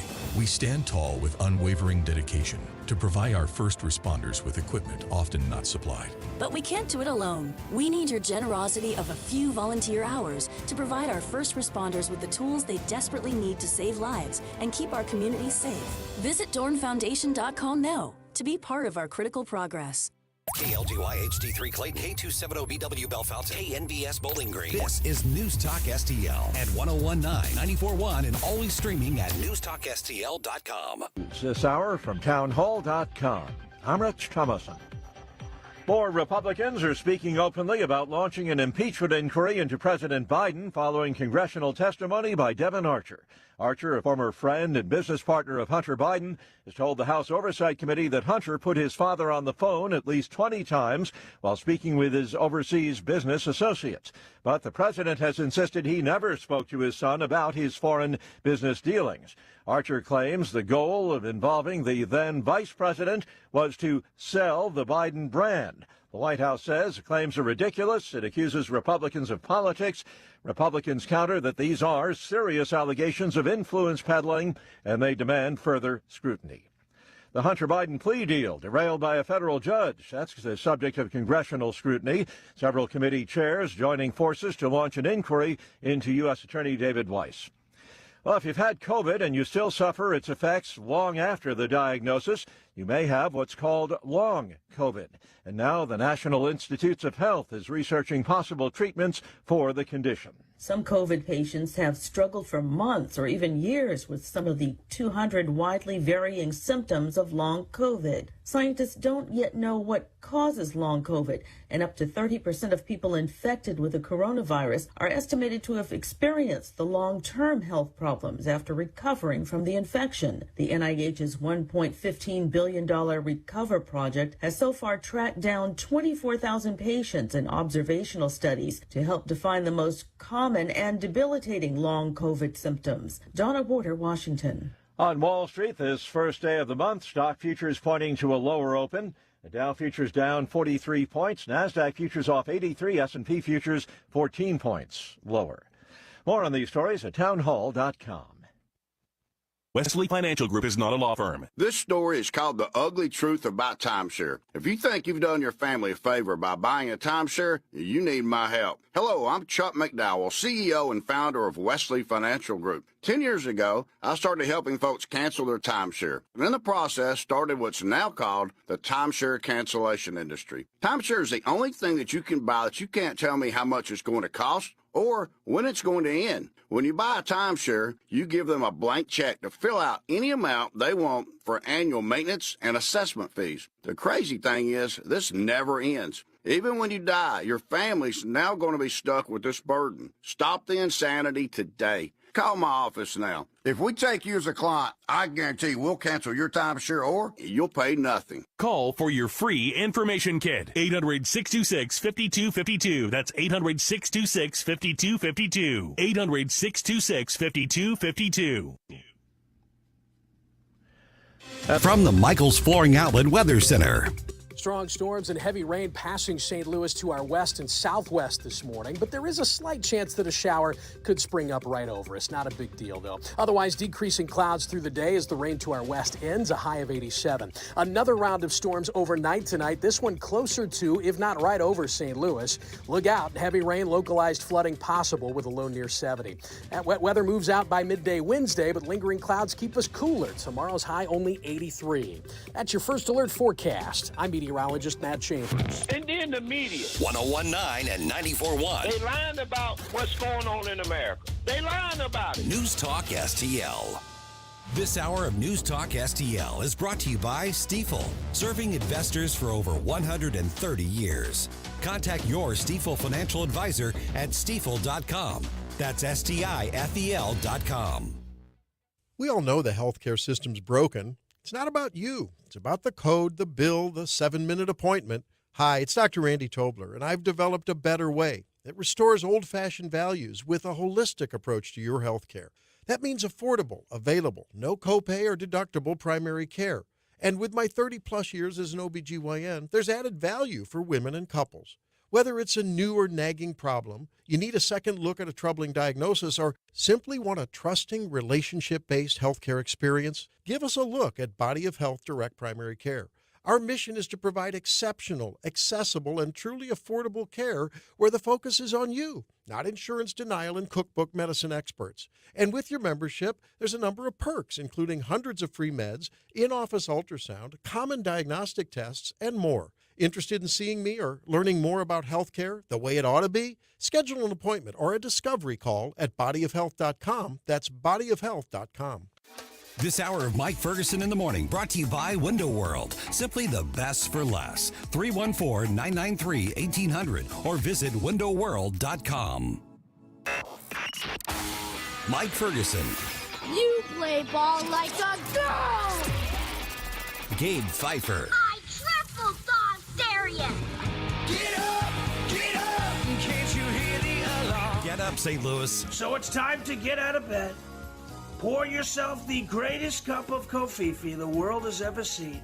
Rise up with one voice, drain the swamp, and take back our country. Today's the day we're going to do it, and it's time to do it right now, believe me. Mike Ferguson in the Morning on News Talk STL. Get up! This is your cousin. Okay, I can't believe I'm actually asking this question here. And the answer is going to probably surprise you even more. All right. Is the time coming soon where a non-citizen, even an illegal alien, will arrest U.S. citizens in Illinois? This is a real question. This is a real question. It's all right, I'm going to tell you why here in a second. So stupid. Okay, at 7:20, find out why the Missouri Democratic Party's Twitter was lit yesterday. I'm Mike Ferguson, 7:06 right now. Got Gabe Pfeiffer here. Got Stel Ponticus here. Can I just do a quick explainer real quick? Okay. I feel like I sound goofier than normal to beat Stel to the punch. I'm playing one of my old man baseball games last night. I'm the catcher on my baseball team. And a ball took an errant hop and managed to go up underneath my mask and hit me in the chin. I'm still amazed at its ability to have gotten by all of your very expensive safety equipment. Yes, safety, yes. Seeing eye ball. And it broke off and knocked out one of my teeth. Like a guided missile. So I don't have all my teeth right now, so I feel like I am struggling to speak and enunciate properly. So right after the show, I'm going to get in line at some emergency dentist somewhere and see what they can do about it. So I apologize if I sound a little strange for that. That's what's happening. Literally, I went down to block the ball. It got up under my mask. I blocked the ball. Yes, you saved the play. Hashtag priorities. But I literally watched my tooth fly out from beyond my catcher's mask. The guy on third didn't score. No, he did not score. Did not score. So I had to call timeout, then pick up my tooth and take it into the dugout. And then I went back out and finished the game. Okay. All right. Like a So champ. that's what's going on here with me. It feels very, very strange. Okay. Governor J.B. Pritzker signs a bill into law. This is signed into law that allows non-citizens to become police officers in Illinois. This is so amazing to me. Yeah. So in case you want to look this stuff up, it was Illinois House Bill 3751. And let me read just part of this. Illinois Bill 3751 says in part that it provides that an individual who is not a citizen but is legally authorized to work in the United States under federal law is authorized to apply for the position of police officer, subject to all requirements and limitations other than citizenship to which the applicants are subject. Wow. But here's the thing. WTVO TV is reporting that it also allows anybody who is in the country under the Deferred Action for Childhood Arrivals, or DACA, in other words, dreamers, are also under this law eligible. Now, remember, dreamers technically are illegal aliens. Yes, still. So it's like, I was brought in as a baby. It wasn't my fault. I'm 24. I'm a dreamer, but I never bothered to get right with my immigration status. Yeah, get your paperwork fixed, Right. and we can talk. Yeah.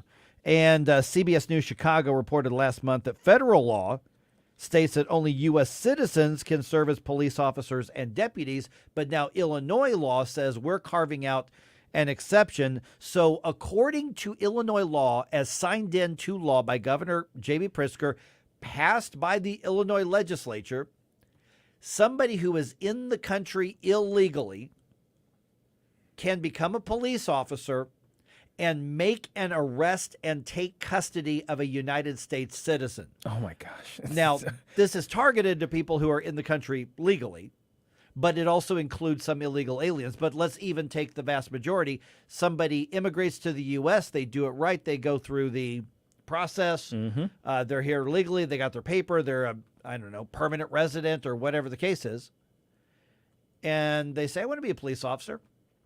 and they get their post certification, and they decide to get hired.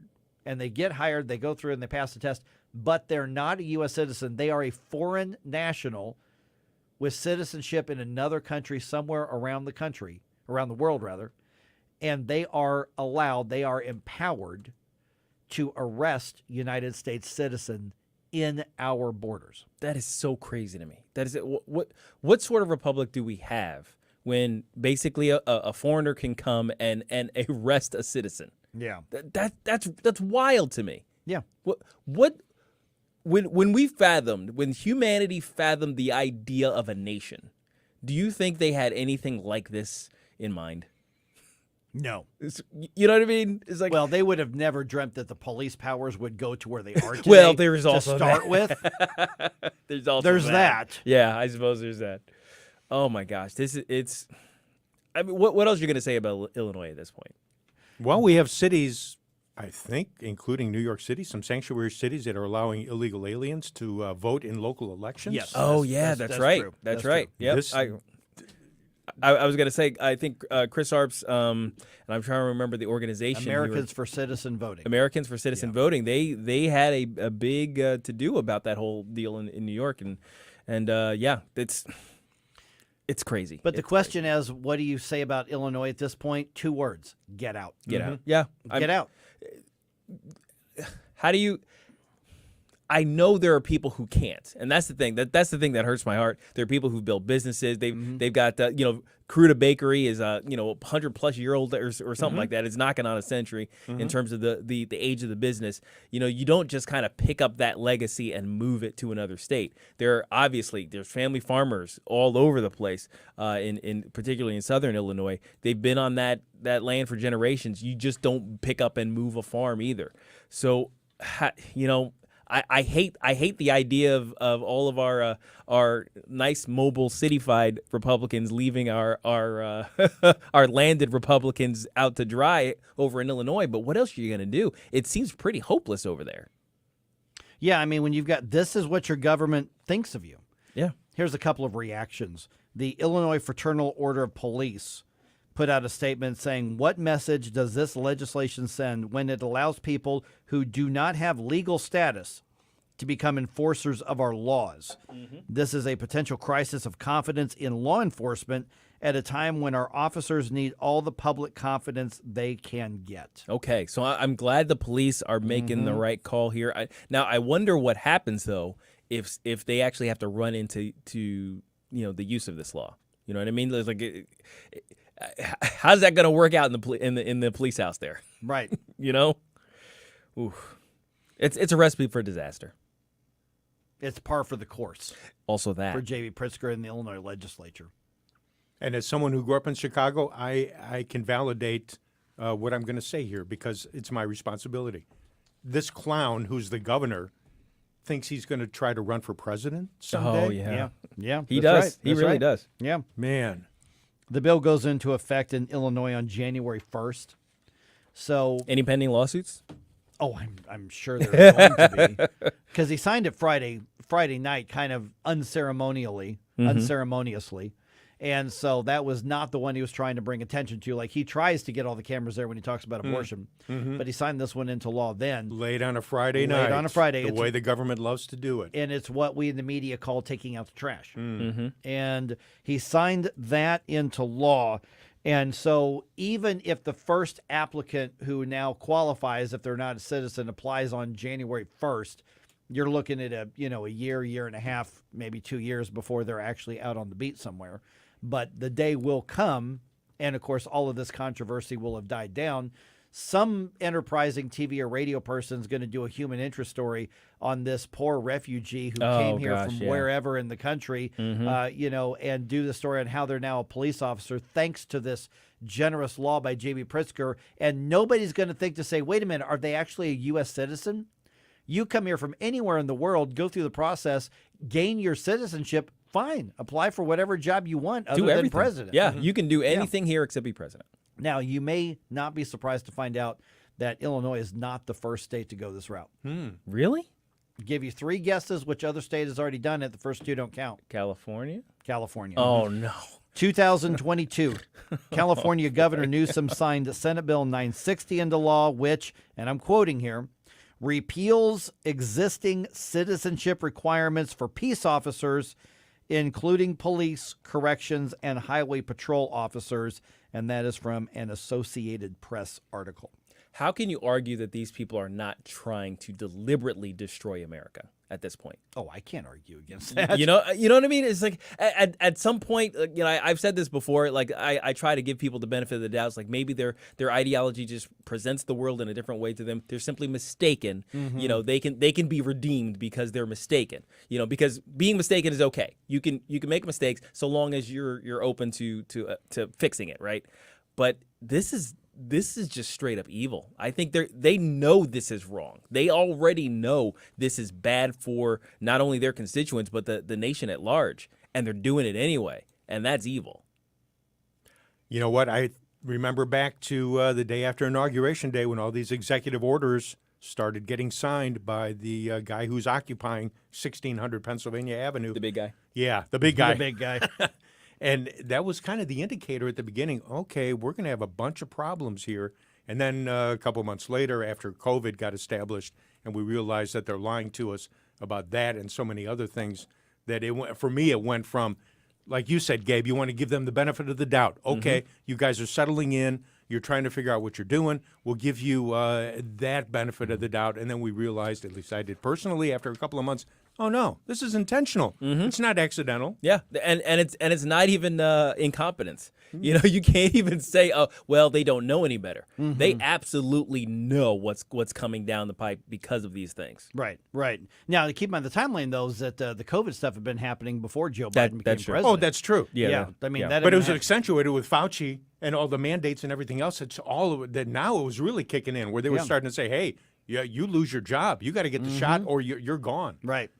And so, you know, whether Fauci will ever be held accountable, I mean, Washington University would be just heartbroken if that would happen. Yeah. But no, they're probably not. All right, 314-912-1019. Got some thoughts on this. Let's talk. Also, Missouri Democratic Party, they take to Twitter and did a thing. Here's my entendre joke. It was lit. Tell you what that means at 7:20 here on 101.9 94.1 News Talk STL. You have a soul so dark it is no more. And all at once depart, no destination. We give you news, analysis, opinion, and more. Only on News Talk STL. Have had enough of this. Turn my eyes to your intent. Get up. It's Mike Ferguson in the morning. You blow us all away. You wanna do that? Get up, can't you hear the alarm? Get up, this is your cousin car. Get up. Larry Connors, USA. People are saying nobody's threatening this guy's life just because he has some information on the Bidens. Larry Connors. If you were in his position, would you feel safe? Weeknights at 6 on News Talk STL. Mike Ferguson here. Retirement should be a time you can relax. No more stress from work. But there's one thing you can't forget about when retiring. That's your money. Do you have enough saved to fund your income for life and keep up with inflation? How will you claim your Social Security benefits? And what about long-term care?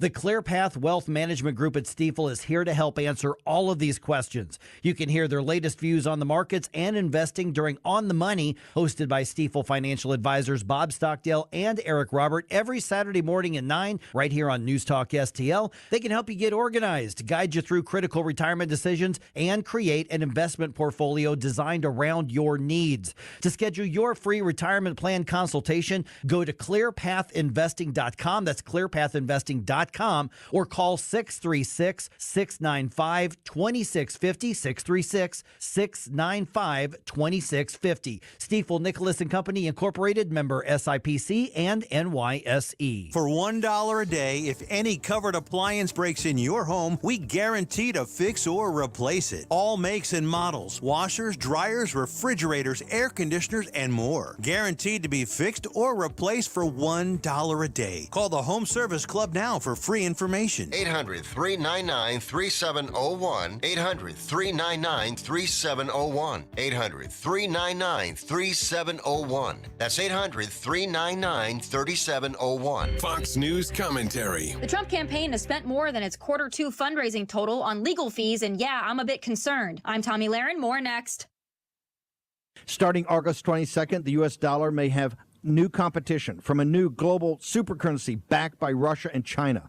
And if the dollar plummets, your retirement could follow. Hi, Stephen K. Bannon. I recommend a gold IRA from Birch Gold Group. To learn more, get a free info kit on gold by texting the word SHELTER to 989898. I encourage you to act before August 22nd. Text SHELTER to 989898 to get your free information kit on gold now.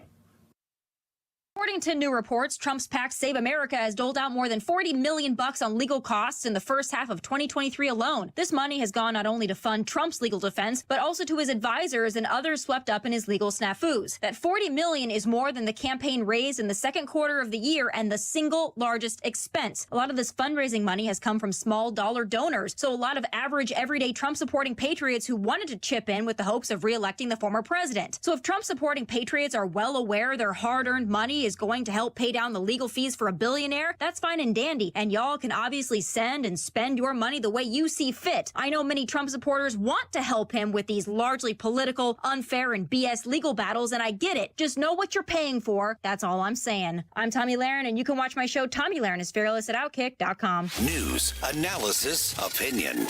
You know, they're literally taking the Constitution and putting it in a paper shredder. News Talk STL. Hi, this is Kira Davis, and you're listening to Mike Ferguson in the morning on News Talk STL. I never meant to be so bad to you. One thing I said that I would never. All right, the Missouri Democratic Party tweets a pro-arson wisecrack.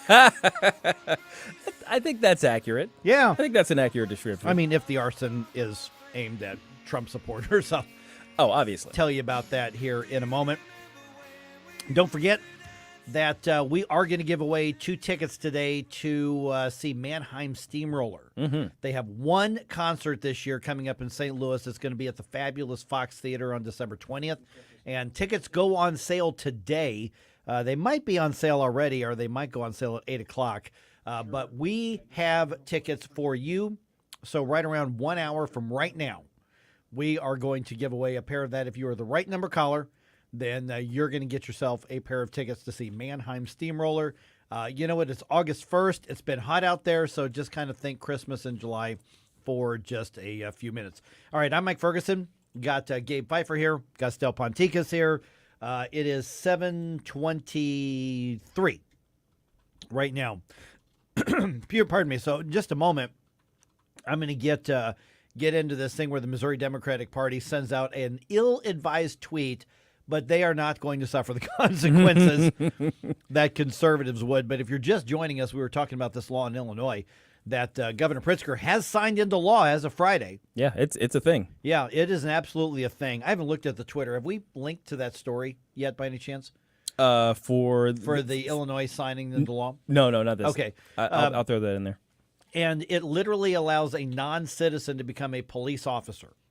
So they say, listen, you've got to have legal authorization to work. I mean, you could go work at the grocery store, you could work at the accounting firm, you could work at the gym, or you can work as a state trooper.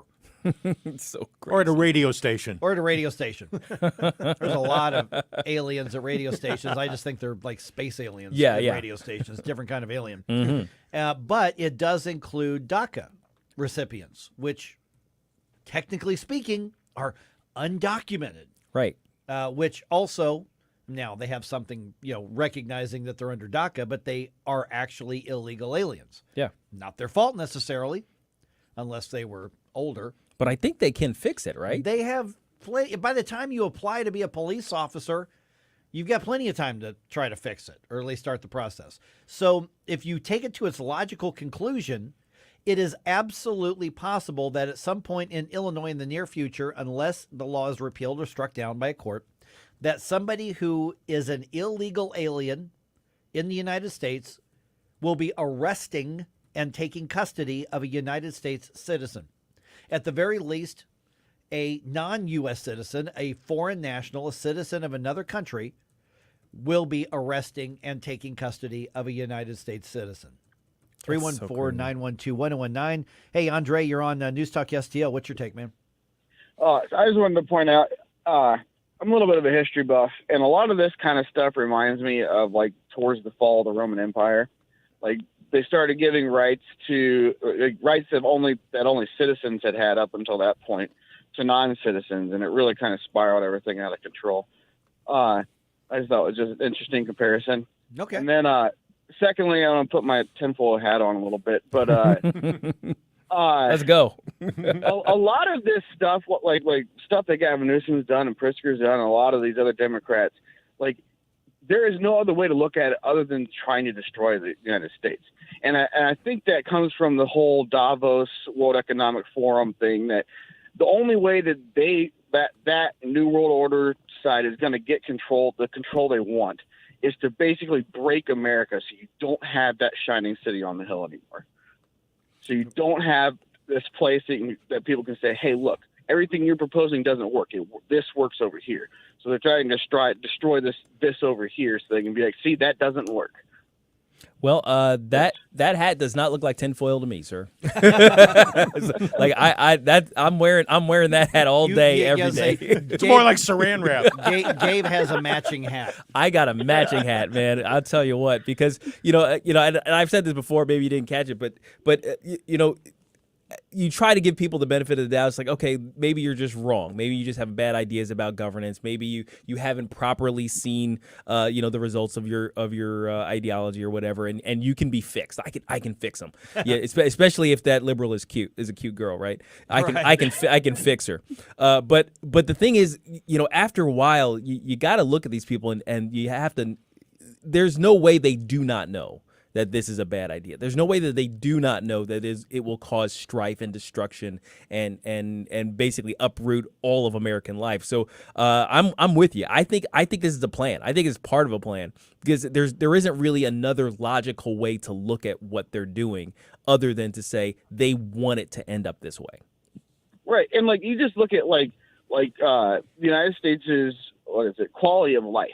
Like if you are making minimum wage, you're like in the bottom 2% of the United States, but on the world stage you're like in the top 80%. Yes, oh yeah, absolutely. So there's it's a much easier prospect to bring the United States down to the rest of the world level than it is to try to build the rest of the world up, which is what we should be doing. Yeah, because you'd have to spread capitalism to do that. Yeah, and we don't want to do that. We don't want that happening. No. Yeah, all that free markets and capitalism everywhere. That's crazy That talk. could make a lot of people wealthy around the world. We don't want that. You don't want to exploit people by giving them opportunities. No. Mike. Then you lose control of them. All right.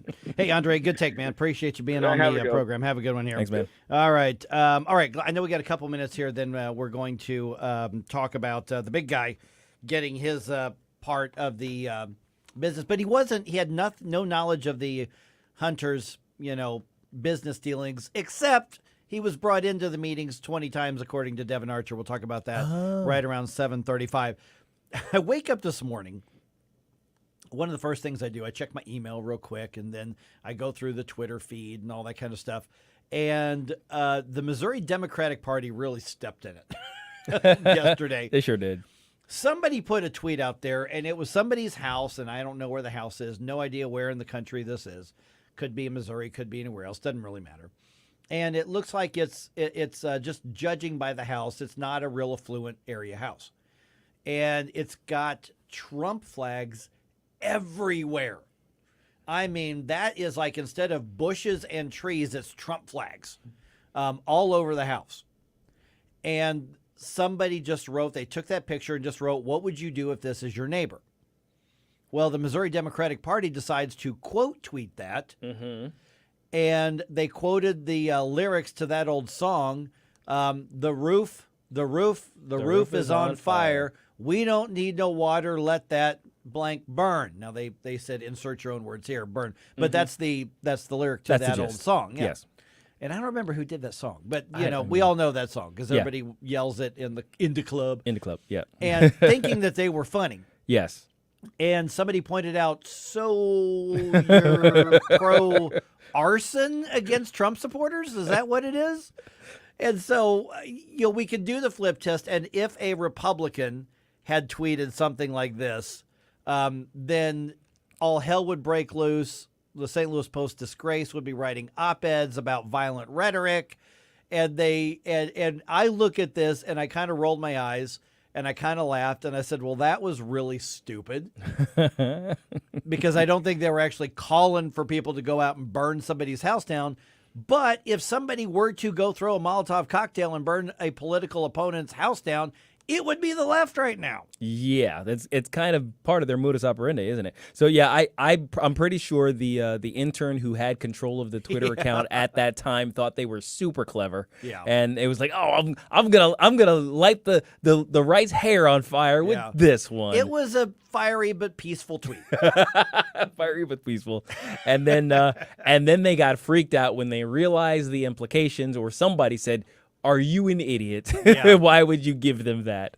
And they deleted it. But the internet is forever. Oh, screenshots abound. They're all over the place too. And it's really funny because they've tried to tweet other things. Their political stuff, their statements, their commentary, like the Republican Party does, and like talk radio does, and everybody does. And everybody keeps replying back, oh, is this you? And they're showing that screenshot no matter what they post. They are just getting roasted. Oh, yes. I guess over a fire of a Trump supporter's house, but they're getting roasted over this. And I guess the question before we go to the information break is, how much do we read into these? Because what I saw was, wow, somebody tweeted something stupid. That's kind of funny. They're really getting raked over the coals for this, whereas other people are like, they're calling for violence. I don't think they were, but it was really stupid. Let's have some fun with it. Yeah, I mean, not here. They weren't calling for violence here in this specific case. I've seen others where they are calling. I think they were making a not joke the Missouri here. Democratic Party, but yeah, not them specifically. Well, maybe not there. I will not put it past the Missouri Democratic Party's Twitter feed to have had actual calls for violence, because I've seen larger names literally call for violence in public forum. So, I will say it exists. It exists predominantly on the left as a regular thing that is never called out. But in this particular case, I think it's more the time where you just, you hit them with the rubber mallet and say, that's you dummy, look what you did, and you move on. Yeah. Although, enjoy it for as long as you can. Oh, gosh, because it was incredibly stupid. Poke at them hard, but just, this isn't the place to, get your ire turned up to 11 and you have the dire predictions of being marched off to a gulag. And save the screenshot the next time they complain about violent rhetoric on the left, or next time they complain about somebody supporting the Second Amendment and saying, you want people to die.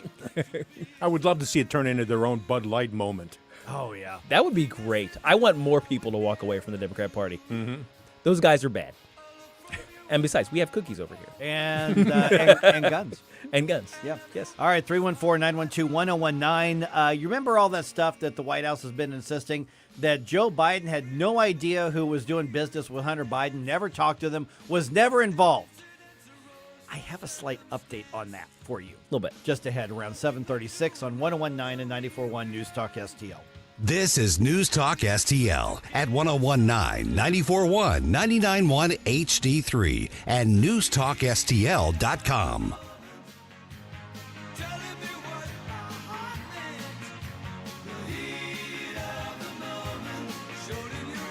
Get up. It's Mike Ferguson in the morning. And now you find yourself in 82. The disco hotspot's holding the charm for you. You can concern yourself with bigger things.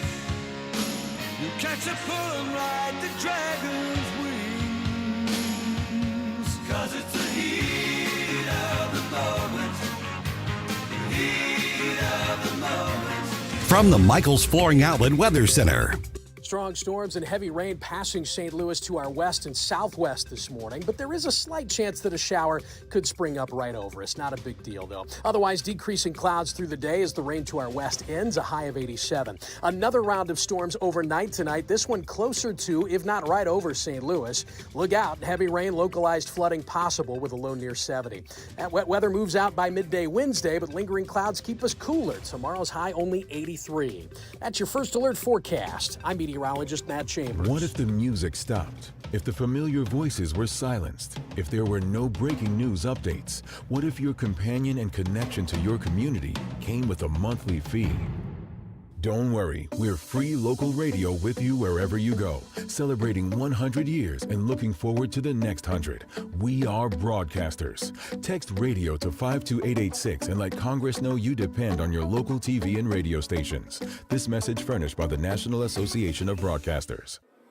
When it's important to you, stay informed. It's on News Talk STL. Time and again, we have showing the American public that if you are Biden Inc. family, you are treated different than the rest of America. This climate hypocrisy that has been going on by former Secretary John Kerry must come to an end. News, analysis, and opinion. We now have an FBI agent who's come forward who's confirmed what these two whistleblowers have brought to the United States Congress. 101.9 and 94.1 News Talk STL. Let me tell you about a lunch I had with one of my good friends just a little while back. We're meeting over at Southwest Diner, and we're just having lunch, getting caught up. And one of the things that he told me is that he bought some property and he was renting it out, like a lot of people do. And he had to do some renovations on it. He had to fix it up a little bit. He got a good deal on the home, and one of the things he had to do was put windows in. And I said, well, what'd you do? He goes, well, I just went down to the home improvement store and just did it myself. And I went, oh, man, you should have called my friends at Window World. Window World, they are simply the best for less. Mike Ferguson here for my friends at Window World. And he said, well, why? It's just a rental property, and I don't want to spend more money than I have to. And that's when I told him you probably would have spent less. I said, but not only that, the windows are double strength, so you wouldn't have to worry about getting that call that something cracked in the window because the temperatures went crazy or because the tree went blowing or because of whatever, a kid threw a rock or whatever the case is. And of course, his jaw's starting to drop a little bit. I said, yeah, they're double strength. I said, matter of fact, even if something goes really wrong, they've got a lifetime warranty, so you wouldn't have to worry about it then either. So you'd be saving money the whole way. And he just kind of went, crap, I wish I'd known about that. And so you do know about it now. So when it comes time to upgrade your home, when it comes time to make those improvements, get better windows. You want your home to be more energy efficient. That's where Window World helps as well. You want to make sure that you don't ever have to worry about that window cracking or breaking. Window World is there, 314-993-1800. Double strength glass. It is only one of two windows with a good housekeeping seal of approval, and they are custom fit for your home, and they're likely to cost less than even the generic ones that you get at the home improvement store. So give them a call. They've got 18 months, same as cash financing with approved credit, and they'll do a custom in-home estimate for you, 314-993-1800. Window World has been here in St. Louis for over 20 years.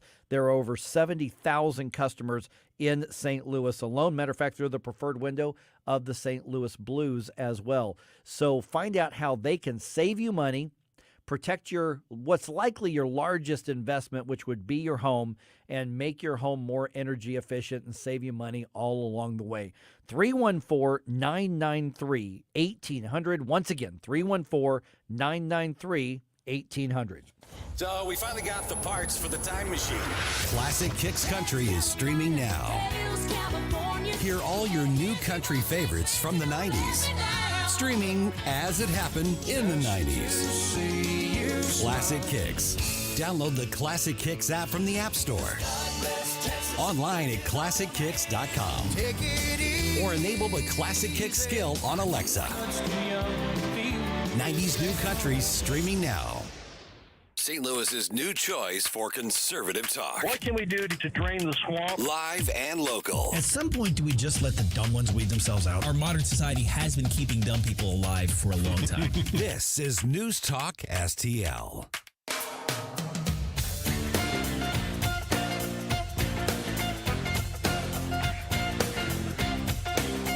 Hi, it's Randy Tobler here. Pour a big cup of coffee and catch my show every Saturday morning from 6 to 9. Right now, it's back to Mike Ferguson in the morning here on News Talk STL.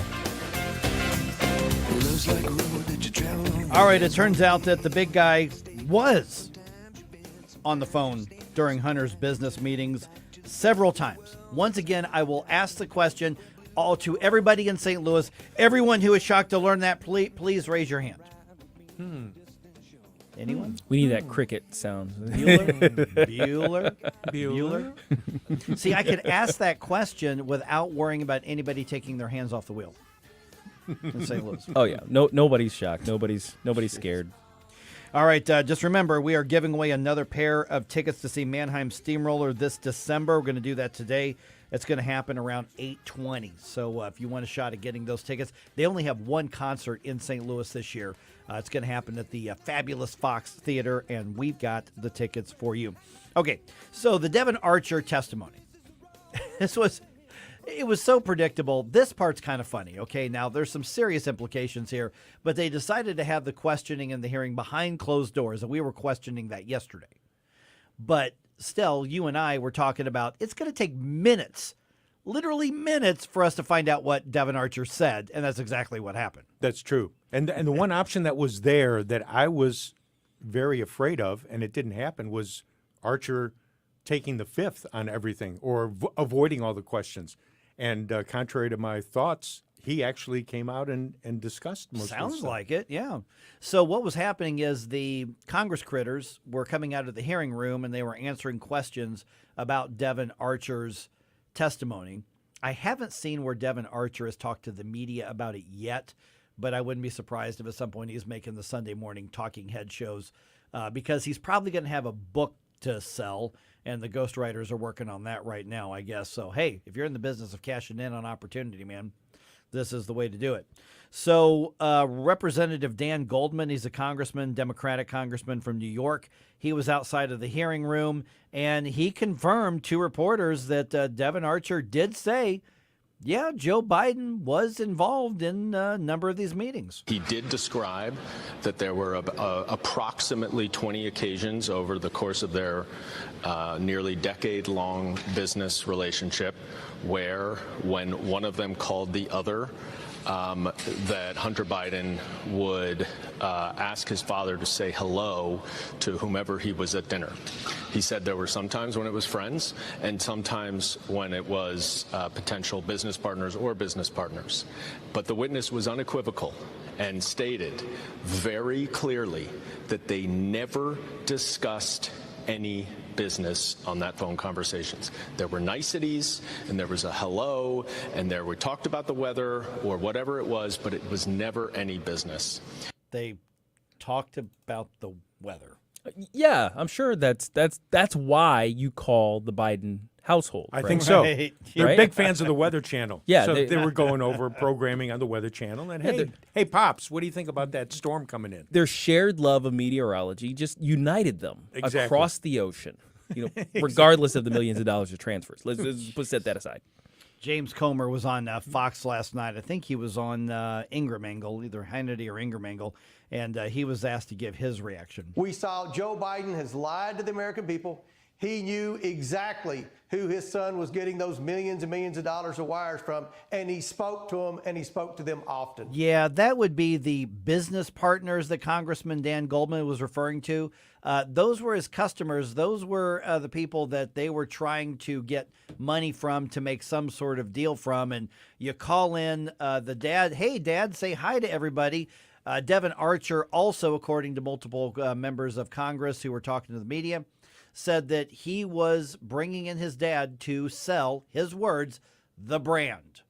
The brand is Biden. And it's not just, look, it's so cool he's related to the vice president.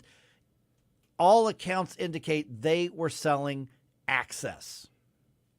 It's kind of obvious what's going on here. Even if you want to say that, okay, a couple times all Joe Biden did, he didn't talk to anybody. All he said was, "Hey guys, Joe Biden here. Just wanted to say hi as I'm passing through the old dining room, the old dining hall, or I'm oh, my son's on the phone with you. Oh, it just happened to be that I'm visiting him right now. Hey, how you doing?"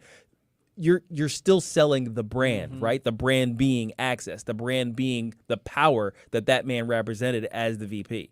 And I know folks who are listening are tired of me saying it, but I'm going to say it once again. Having been a kid who grew up in Chicago, that is exactly how the mafia operates. You're sitting in a restaurant, and the guys are sitting around, and like you said, Gabe, we just happened to call up so and so, and look who's walking in the front door, and gosh, this all smacks of everything that the underworld does. And for me, having grown up with Sam Giancana and the other mafia guys, I'm not old enough to be around when Al Capone was doing his thing. But Sam Giancana, that's the type of operation that he would have had. Yeah, it's kind of the new version of it, right? Instead of walking into the Italian restaurant and you go to the back and you hug the big guy, right, who's sitting over in the corner, and then you go and sit down with your business partner, you just let him know where the connection, you let him know where the power lay. And when he asks you, okay, I want $2 million, you don't say, well, I don't think so, buddy. You look over to the guy in the corner who's still, giving you a little salute there, and you realize what position you're in. That's what happened. They just did it over the phone. But the White House says that Joe Biden was never involved in any of the business dealings or conversations. Oh yeah, that's right. That's right. Yeah, he never actually had to say. Well, that's the plausible deniability line. That's like, I never threatened him. I mean, I showed him all of my weapons. I made it clear that I would be willing to destroy him because surely out of my reputation. But I never threatened him, Your Honor. Man, you just hit the nail on the head with plausible deniability. That's exactly what Tony Bobolinsky said. Absolutely. That's it. That they love to use that excuse. They set it up that way. Exactly. And Congressman Goldman was asked about that as well, and he got a little uncomfortable when he was delivering the answers. Did you see this video? I did. Here's the exchange between him and the reporters. Contradict the president's statement saying that he never talked to any of Hunter Biden business associates? Clearly he talked, whether it's about the weather or whatever, but he said specifically that he's never talked to them. Doesn't this contradict them? I don't know what his comment is, and if we're gonna, well, I don't think that's what he said. He never said that he has never spoken to anyone. He said that he had nothing to do with Hunter Biden's business dealings. If he says hello to someone that he sees his son with, is he supposed to say, hi, son? No, I'm not going to say hello to the other people at the table or the other people on the phone.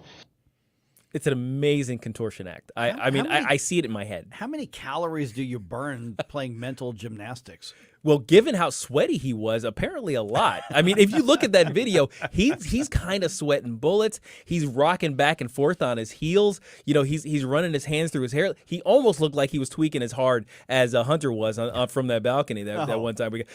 Because I think he was necessarily shaken by what he heard and knowing that this is going to come down on the Democrats' head if he's not careful. Okay, so what do we do with all this information? So, I mean, it's one thing to say, oh, we got him, we caught him in the lie. What do we do with it?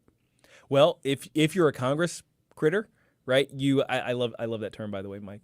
Thank you. Mike gave that to the American lexicon. I gave it to the world.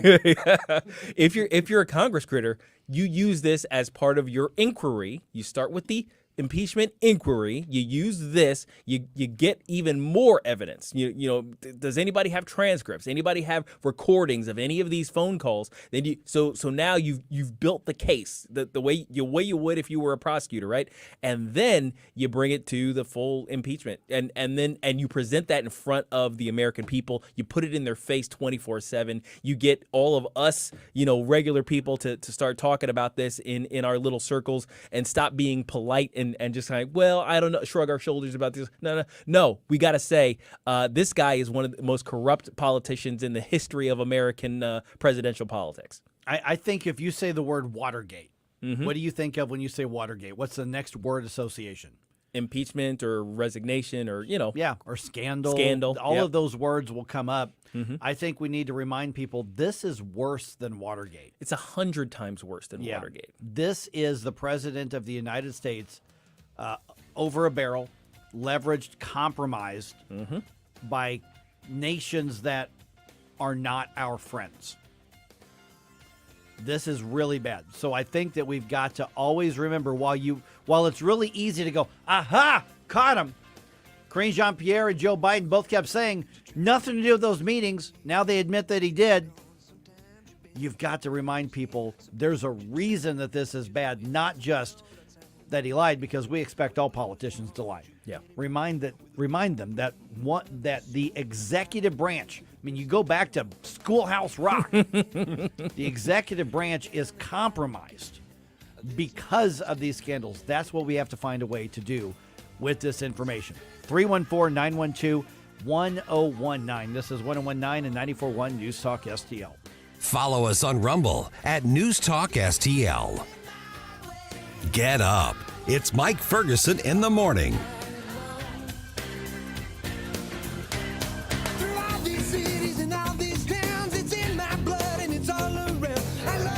Freedom isn't just a word. It should be a way of life for all Missourians. Wouldn't it be wonderful to live in a state where you're free from excessive taxes, regulations, and corporate handouts, and free to send your children to the school of your choice? That's why we at the Show Me Institute put together our 2023 Missouri Blueprint, a roadmap on how the state can progress to a bright future. The blueprint covers policy ideas from taxes to government transparency, from education to health care, and more. Our vision is for Missouri to be a place where entrepreneurs can pursue their dreams. Parents are free to direct the education of their children, and a growing economy provides opportunities for all. Critical to achieving this vision is a government that understands the value of freedom in the lives and future of our people. Check out our 2023 Missouri Blueprint, moving Missouri forward at showmeinstitute.org. The Show Me Minute has been brought to you by Show Me Institute and Show Me Opportunity.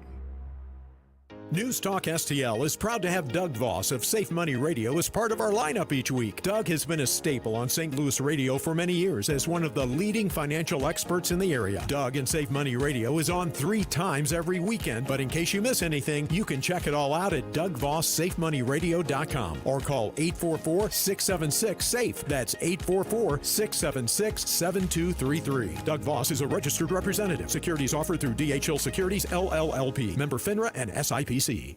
This hour of Mike Ferguson in the morning brought to you by Window World. Simply the best for less. 314-993-1800 or visit windowworld.com.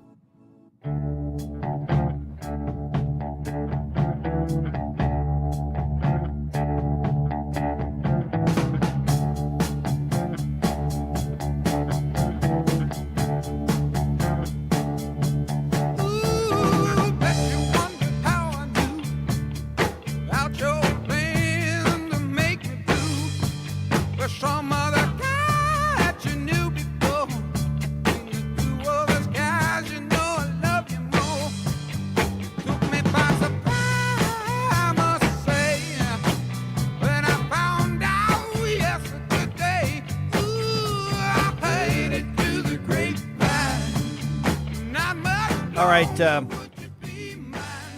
because of Sound of Freedom, human trafficking is absolutely into the public radar again. Yeah. In ways it has not been in years. Absolutely thankful for it. But that really focuses a lot on international trafficking. At 8:05, find out how close to home this actually hits. Yeah. And we're going to have a conversation with our friend Emma Waters from the Heritage Foundation, who looked into it. So that's coming your way here in just about 10 minutes on 1019 and 94.1 News Talk STL. Okay, so real quick, couple things here, and then the celebrity death that made everybody go, what? Last night. First of all, the Mannheim Steamroller concert coming up. We're going to give away tickets at 8:20. You can also go to newstalkstl.com and register to win there as well. But we are going to give away a pair of tickets live on the air here in less than 30 minutes, so right around 20 minutes from now. And the 25 minutes. The prize package that we have is for 2 tickets, but when you register online, it's for a family 4-pack. Oh, nice. But we're going to give away 2 right away. But yeah, you can register because Mannheim Steamroller is only doing 1 show coming up on December 20th. So we're going to be giving away those tickets. Get ready to call right around 8:20. Got Gabe Pfeiffer here. Got Stelp on tickets here. My name's Mike Ferguson, and I am begging your patience a little bit. And I've mentioned this a couple times throughout the morning. So if you're just joining us, you're like, something sounds different here. It's not my microphone. Our engineers are doing a fine job. At my old man baseball game last night, I actually got hit with a ball. and it bounced up and hit me in the chin, and I actually had one of my teeth broken out during the game yesterday. So I'm kind of struggling to not lisp a whole lot. And yes, I'm going to the dentist right after the show to see what they can do with it right there. And apparently that's drawn a little bit of attention. Gabe, you were telling me a little bit ago. Yeah. I'm sorry.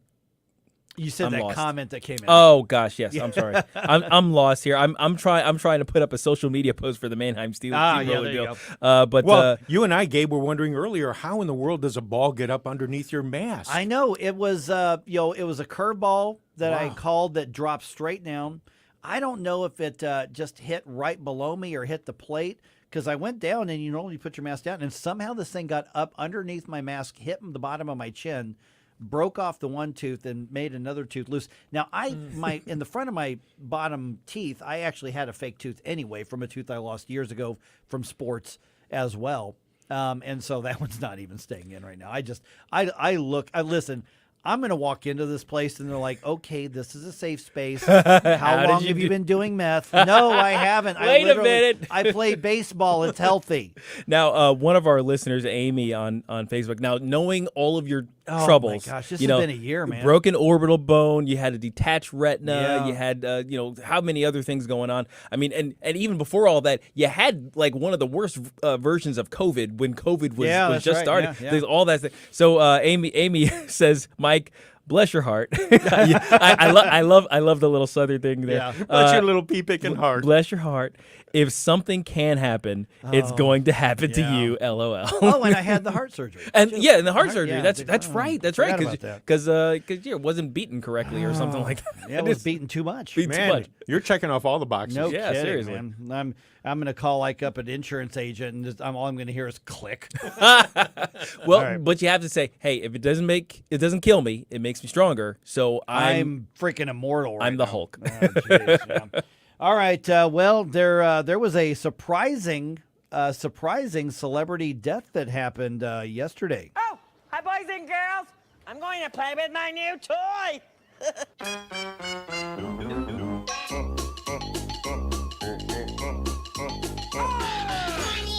We now live in a post-Pee Wee Herman world, and I don't like it. I don't like it either. Yeah, Paul Rubens, the actor who played Pee Wee Herman, he was only 70 years old, but he passed away of cancer yesterday, and that caught everybody off guard because, well, first of all, his characters were always so young, even the ones that he was in. What was it that he was in recently? He didn't play Pee Wee Herman, but he played something else probably about 5, 6, 7 years ago. I forgot what that was.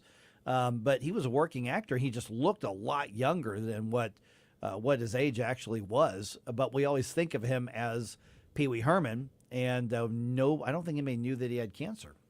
Yeah, I didn't. He kept it really, really quiet. He did keep it quiet, and he was 70 or 71? 70. 70. Yeah. And the reason I mentioned 71, I guess, is because Beetle Bob, the local guy who always showed up at concerts, he was 71. He didn't look 71 either. Neither of these guys Well, you looked their dance age. constantly. That's cardio. You're doing you're doing cardio all the time. Yeah. You're going to stay in shape. Mm-hmm.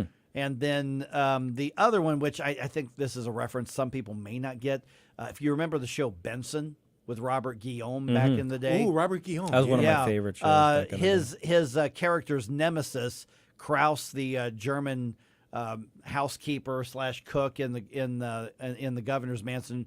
Robert Guillaume ended up playing the lieutenant governor in that sitcom, and at the governor's mansion was the crotchety old. I guess she's the maid or the chef, but Kraus, that actor passed away. She was 90, and then of course Randy Meisner died just a few days ago, or late last week as well. So Pee Wee Herman, Paul Rubens, dead at the age of 70 of cancer. All right, Sound of Freedom put human trafficking back on the radar for a lot of people right now, but that's on an international scale. What's happening all around our neighborhoods? More than you think. This is a little bit of a wake-up call. We're going to talk to our friends at the Heritage Foundation about that at 8:05. Hey, Tony Colombo here for Gutter Pros. When Christine and I bought our new house, we knew the gutters were an issue, and after meeting the Gutter Pros team, we knew that they were right for us. Gutter Pros is your all-in-one gutter service team that offers a variety of affordable solutions, and they even offer free estimates, so there's no cost to you to find out if they are right for your home, just like they were for ours. If you're having a problem with your gutters, contact the Gutter Pros now, because with Gutter Pros, water goes where they tell it to. Call them at 314-656-7195 or visit gutterpros.com. You can't buy a best friend. You can love them, walk them, pet them, and care for them, whether they want you to or not. You can take a picture or 50. You can fly to the moon, travel the world, or just stay in bed. You can't buy a best friend like that, but you can adopt one. There are millions of pets waiting for a best friend just like you. Help us save them all at bestfriends.org.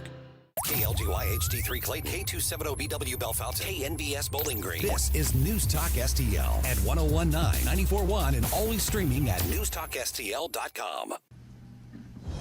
News this hour from townhall.com. I'm Rich Thomason. The unending legal attacks on former President Trump, they're costing him both time and money. Trump's Political Action Committee Save America has spent more than $40 million on legal fees so far this year. That's from a person familiar with the spending. It's covered costs related to defending the former president, his aides, and other allies.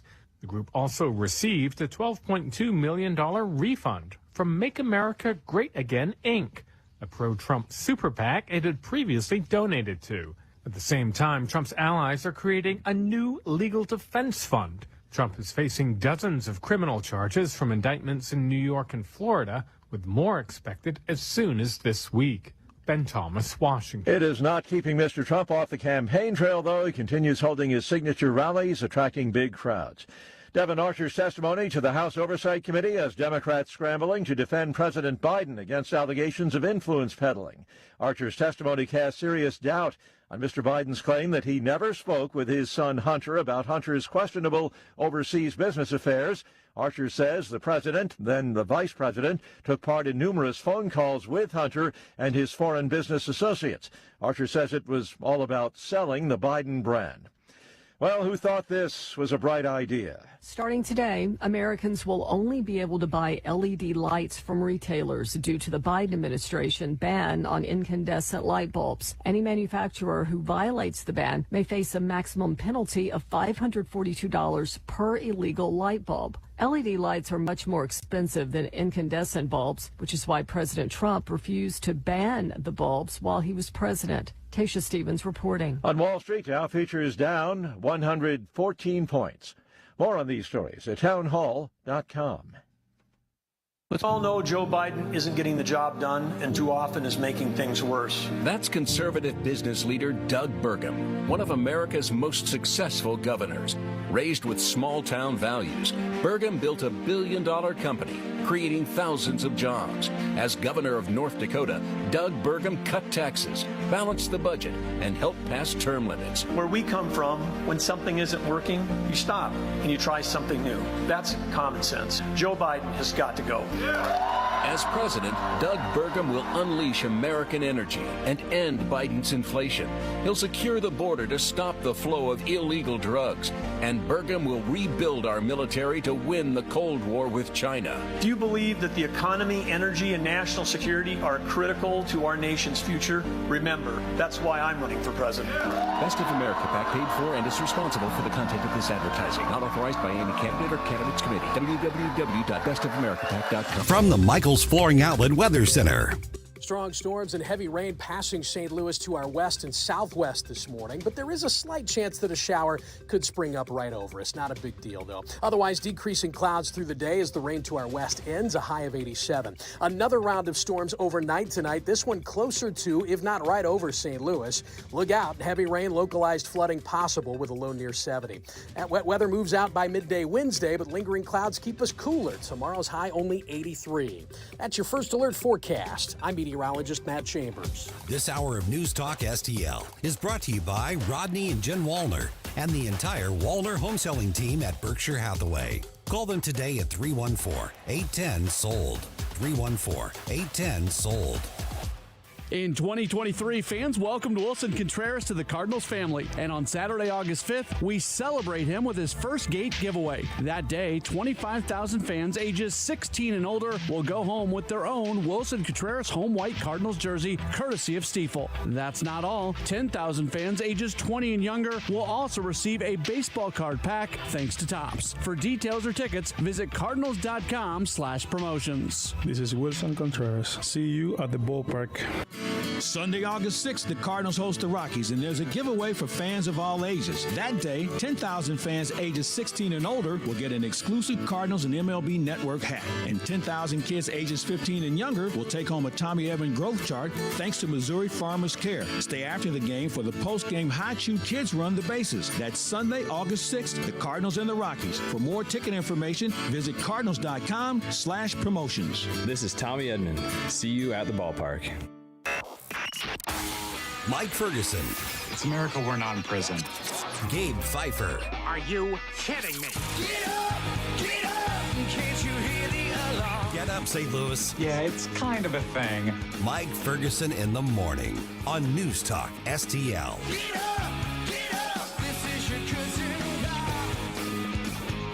A few weeks ago, the movie Sound of Freedom came out, and it's been a tremendous success at the box office, but it's also generated a huge amount of conversation over one of the biggest evils that we have around the world and in our society that's frankly hiding in plain sight, and that is human trafficking. The United States is the top destination for human trafficking, so don't think it's not in your neighborhood. I'm Mike Ferguson. I'm now joined by Emma Waters from the Heritage Foundation. And Emma, you had an op-ed in the Daily Signal that really caught my attention. U.S. is top destination for child sex trafficking, and it's happening in your community. And man, Emma, that makes it real personal for a lot of people because, you know what? We live in a nice town. This is a nice neighborhood. That could never happen around us. I wish that was the case, but unfortunately, this couldn't be further from the truth. So in this article, I highlight 4 of the areas that child sex trafficking particularly takes place in. And so those 4 areas are 1, the open southern border, which we know that every town in America is effectively a border town these days. Second is a predatory use of social media by traffickers or pimps. Third is the use of pornography, and then fourth are broken families. And unfortunately, with social media use and pornography being primarily online, that's something that impacts everyone with a laptop or a smartphone.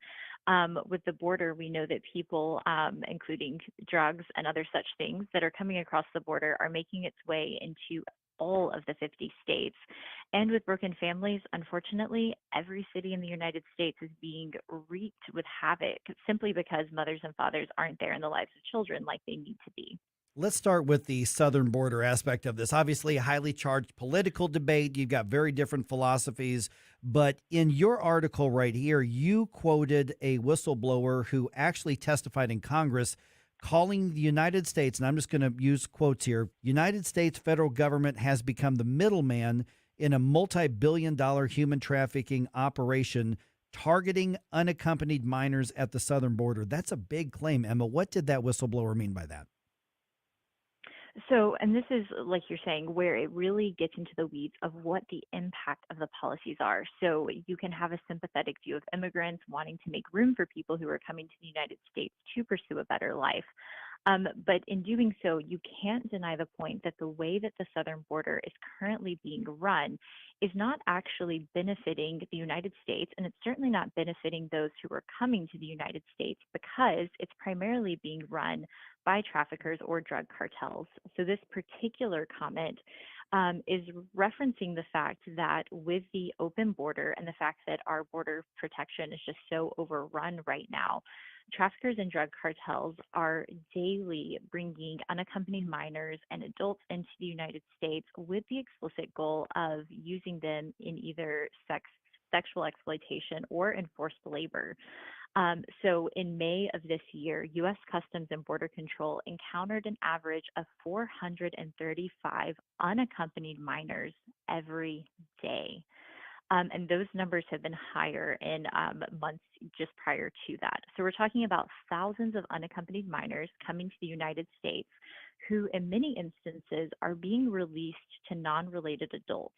And so there's another woman who went and worked at the border who testified to this later on, where she saw children who spoke one dialect of Mayan being released to an adult who spoke another dialect of Spanish, and it was clear the two couldn't communicate and that the two didn't know each other. And then on top of that, many of these adults who were collecting kids at the border have multiple kids in their care already from a similar scenario.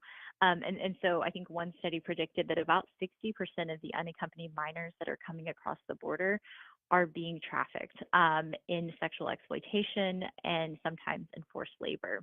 So regardless of what your stance is on the southern border, the fact of the matter is the way it's currently functioning is directly targeting and exploiting children for some of the worst crimes known to man. And because the United States is not adequately enforcing its laws on the border, it's actively enabling traffickers to continue in this nefarious business. Emma, just as a real quick note, you've mentioned forced labor because I think when people think of trafficking, they almost think exclusively of sex trafficking, but it's not the only thing that people are trafficked for. When you say forced labor, explain how that might look. Yes. Now, you're correct that the majority of cases, about 2/3, do have to do with sex trafficking and typically include girls, especially in the United States. But when it comes to forced labor, the way that this looks can take a few different forms. So one, if you think about your southern agrarian states that are looking for hired help, there are many instances of traffickers providing men to work on farms, especially during harvesting season. And so even if the farmers themselves aren't aware of this, there are many times that the men who are working are being trafficked. So the wages that they're getting paid by a farmer in the United States, they're having to hand over all or a significant portion of it to the trafficker. There's other instances of men being trafficked working in like restaurant industries as dishwashers or like behind the scenes roles where again the people who have hired them might not be aware that this is taking place, but the traffickers who are controlling them are then taking all or most of their paycheck. And this goes for a lot of the manual labor industries in the United States. And it makes it particularly difficult to track because, again, on paper, it may look like it's legitimate. And this is really where it gets at the problem of illegal immigration is in also some of these instances, the people who are hiring them in the United States are hiring them knowing that they are illegal aliens. So they're already going under the table. But this under the table transaction actually puts that alien, that immigrant, at further risk because there's no accountability for their well-being. So if they're getting paid under the table, then traffickers can easily take the money or further exploit them under the table. And it's really then just overlooked by the public at large. Okay, let's move from under the table to online, and we just have a few minutes left here, Emma. Now, we know there's a bunch of garbage on social media. There's also some great things on social media. Social media is a tool. How is it being used for trafficking, particularly child trafficking, when you're supposed to be of a certain age to even be on it? How does that tool get wielded in this way? So with social media like Facebook, Instagram, TikTok, Snapchat, and the like, while they technically have an age requirement of 13, most sites don't actually have a form of age verification that holds people accountable.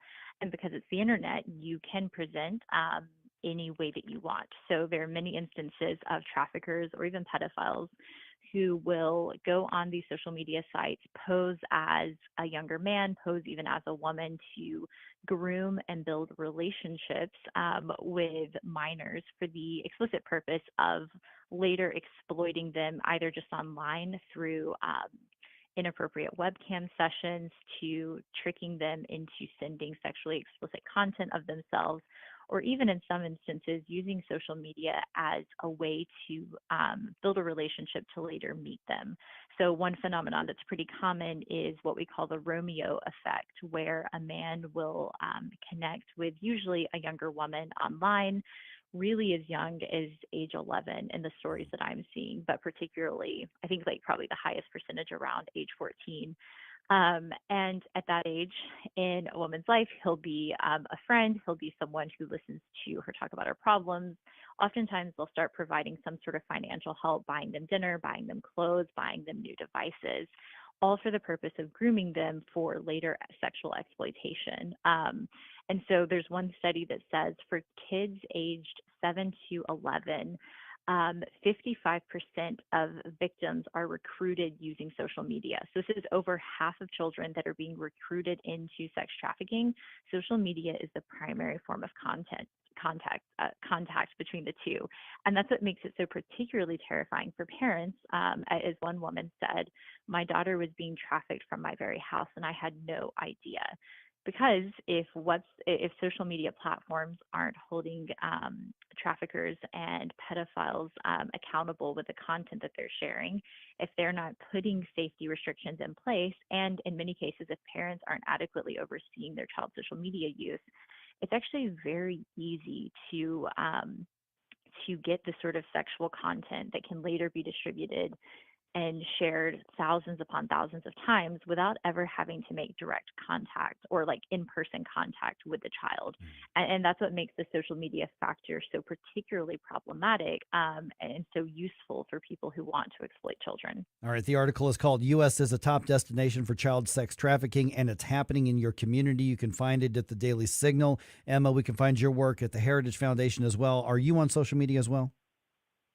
I am. I'm on Twitter at EML Waters. All right, Emma, thanks so much for kind of the wake-up call. So now people can maybe focus a lot more on, I've got to keep a closer eye on what's happening around my children altogether. Thanks, Emma. Absolutely. Thank you. You know, once again, we've got to appreciate the movie Sound of Freedom for kind of putting this back on our radar all over this country. But that was focusing a lot on what was happening internationally. Obviously, it affects us here in the United States, as Emma was just saying a second ago. So keep an eye out and, of course, watch for those resources. It's really scary to think that something like this probably is happening, who knows, within a quarter mile of any of us right now, half mile of any of us right now. All right, 314-912-1019. This is 1019 and 94.1 News Talk STL. Follow us on Rumble at News Talk STL. Get up. It's Mike Ferguson in the morning. Don't try to make me stop, no inspiration. You have a soul so dark, it is no more. And all at once depart, no destination. Making cold my heart to fight your war. Stop it right now. I have had enough of this. Turn my eyes to your indifference. Stop it right now before you blow us all away. You wanna do that? Get up, can't you hear the alarm? Get up, this is your cousin. Well, it is definitely summer here in the heartland. Time to call Hanson's Tree Service for all of your commercial and residential tree care. Tim Jones here for Hanson's Tree Service. Let them come out to your homestead or your business today. Take care of everything regarding the exterior of your home. Grinding and land clearing, all residential and commercial tree services. They've got fantastic organic mulch in bulk. Plant health care as well. Give them a call, 636-379-1830, 24/7. They're always available at hansonstree.com. That's hansonstree.com. Now, the Free Market Minute, brought to you by the Hammond Institute for Free Enterprise at Lindenwood University. I'm here with Dr. Howard Wall. Howard, we hear a lot of debate about inflation, but real quick, what's the definition of inflation? Inflation is when the economy has too much money chasing too few goods. That extra money sloshing around has to go somewhere, and it ends up as higher prices for just about everything. So what's transitory inflation then? Well, there are temporary things like pandemics and wars that restrict supply and raise the prices of goods like oil, but the root cause of inflation, like we've been seeing, is money. Fingers get pointed at corporate greed and price gouging, but those don't rise and fall with the economy. So, really, you shouldn't be fooled. Loose money got us into this mess, and only tighter money will get us out of it. The John W. Hammond Institute for Free Enterprise at Lindenwood University fosters and examines market-oriented approaches to economic and social issues. To learn more, visit hammondinstitute.org. We are the NFHS. That stands for the National Federation of State High School Associations. But really, what we stand for, together with the MSHSAA, are the 171,000 high school sports and performing arts students in Missouri. And so, we stand. We stand for the runners, debate team members, and basketball players.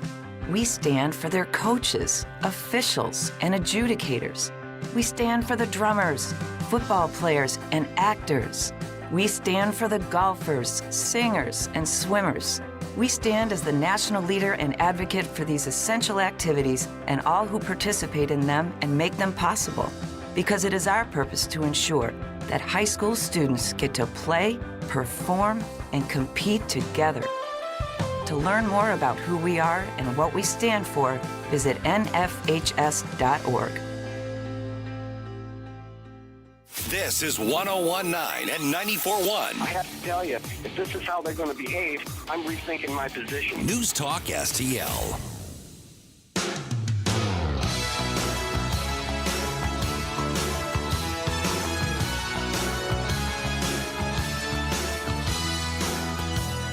Hi, this is Mark McCloskey. Check out my show, Mark McCloskey on Fire, Sunday afternoon at 5 here on News Talk STL. Right now, it's back to Mike Ferguson in the morning.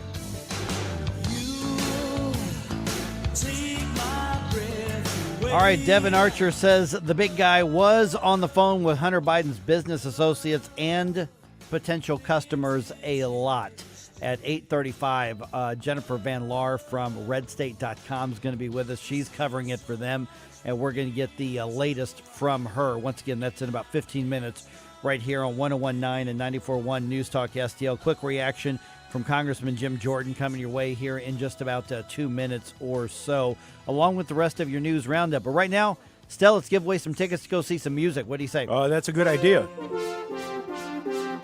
Mannheim Steamroller coming your way to St. Louis December 20th at the fabulous Fox Theater. And again, I'm glad that we're partnering with them for this giveaway here.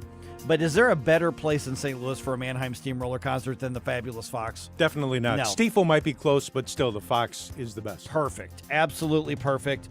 So, if you are caller number what, Stell? You picked a number. Let's do 5. 5 again? Yeah. Okay. So, 314-912-1019. Caller number 5 is going to get 2 tickets to see that one time only. We're talking one date only of Mannheim Steamroller in St. Louis. It is December 20th.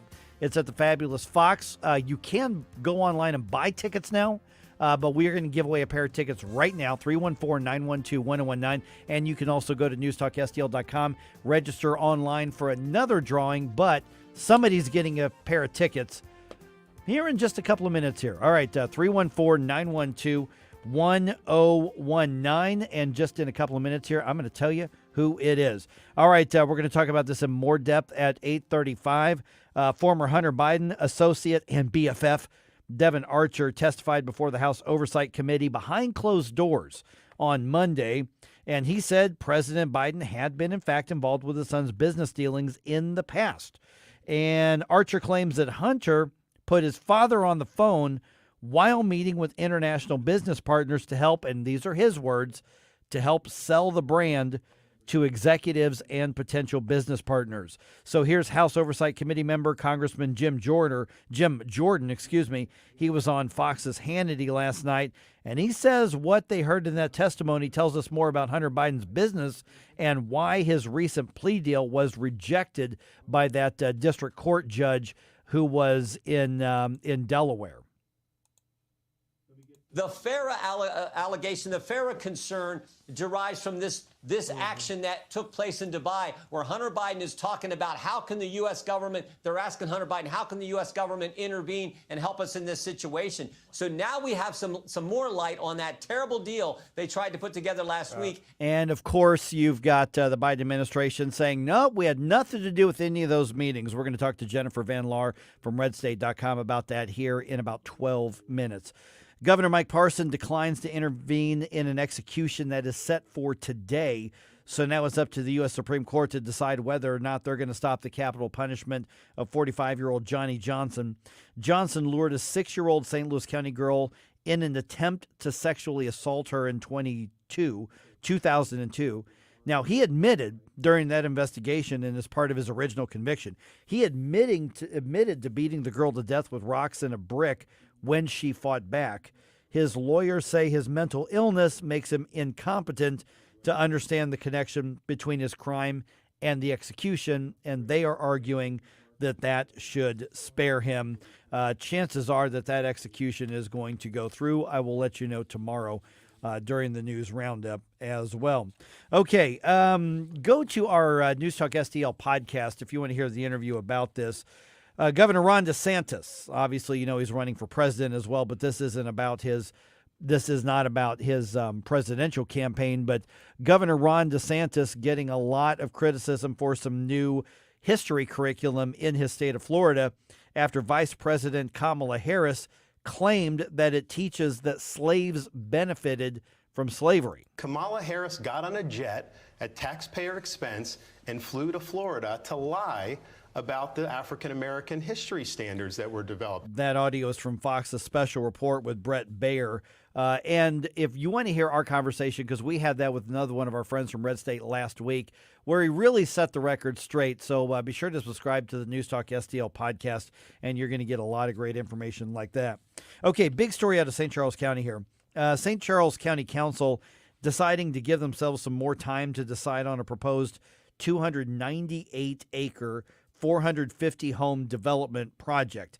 Now, the proposed project is called Tall Tree, and it is proposed to go in over kind of in that Fox Haven subdivision area. Hundreds of people turned out for the county council meeting last night, and it had to be moved to the family arena to accommodate everyone. So that's a lot of people showing up for a county council meeting. County council decided to table the issue. They have not yet set a date as to when they're going to actually take a vote on that.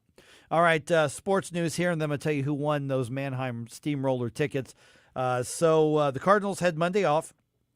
They start a 3-game series with the Twins at Busch Stadium this afternoon. First pitch happens at 6:45. Excuse me. The Redbirds are back in last place in the NL Central. And, Stell, I usually say, they're only half game behind this team or that team. I don't think it matters at this point. They're in last place. I'm afraid not. And they're also, I think, maybe 12 or 13 games under 500. I'm not sure which. Like that. 11 games out. And even though it's a weak division, I don't see any way that they can really get back into it. And they've already dealt a couple of the pitchers who were two of the better pitchers on the team. And I know the trade deadline, as you had mentioned earlier, is 5 o'clock this afternoon. Our time, yeah. Our time. and rumors have been floating around, and I don't want to hear any of these rumors either, but a lot of them are coming from Philadelphia because they have an injured first baseman who's been out for most of the season. And they're looking, yeah, I know. Don't talk like that. So fine. I can't see that happening, though, because Paul Goldschmidt bobblehead night is coming up Friday. So they can't do anything. No. Well, we wanted to make the trade, but we have bobbleheads. That's right. Yeah. We have priorities. Yeah. I would be surprised if I'd they be trade shocked. I'd be Goldschmidt. shocked. Yeah. I'm not saying it couldn't happen. On paper, I understand why that might make sense.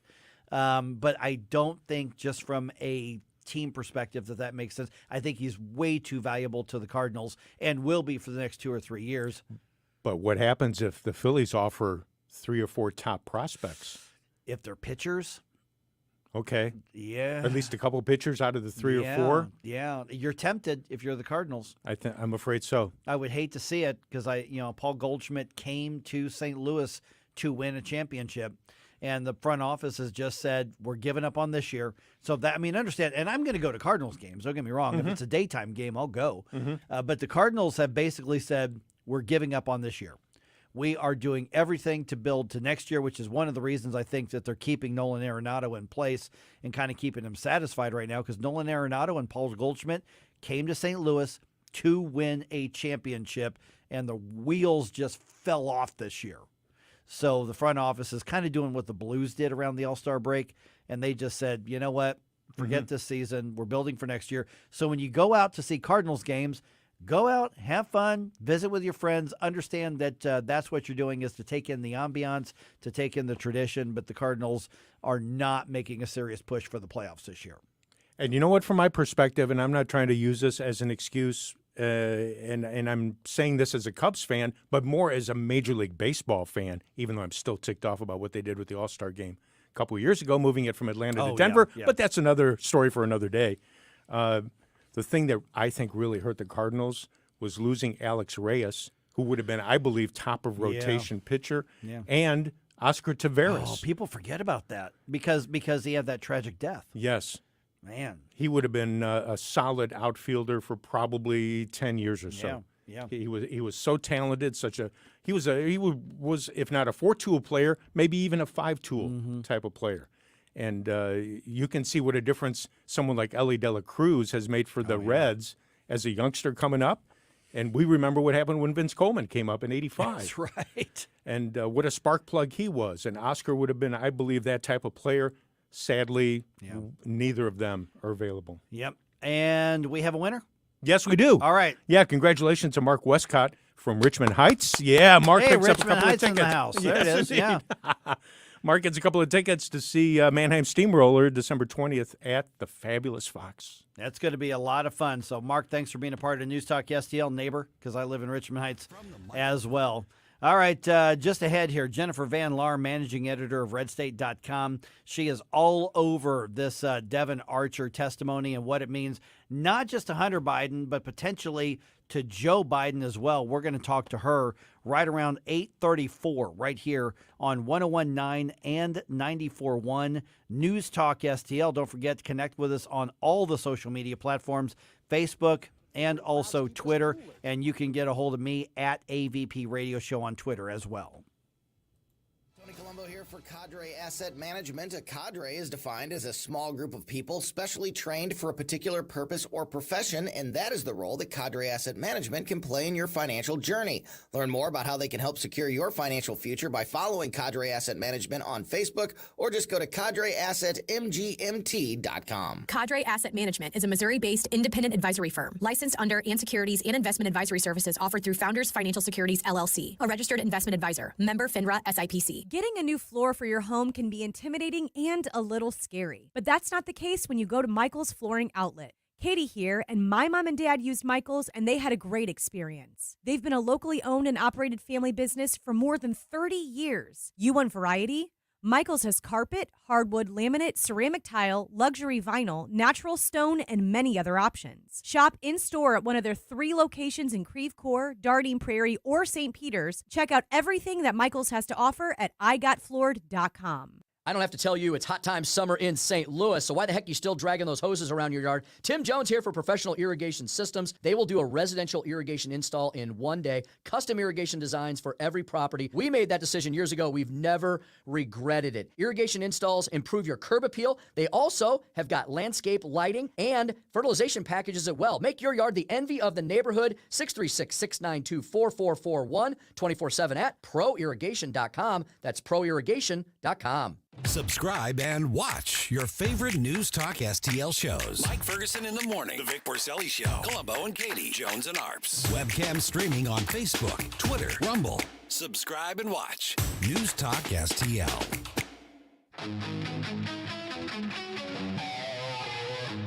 Bill O'Reilly here. Check out the O'Reilly Update this afternoon at 3:45. Right now, it's back to Mike Ferguson in the morning on News Talk STL.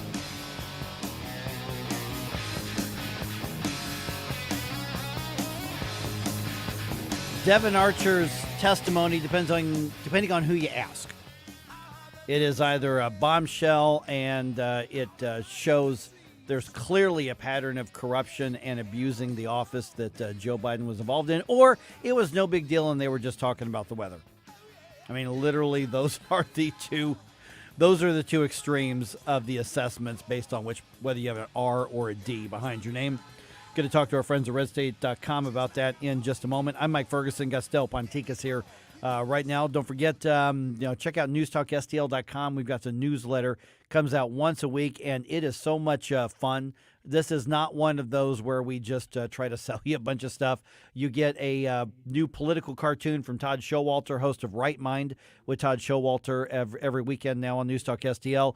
Special content and news coverage you're not going to find anywhere else.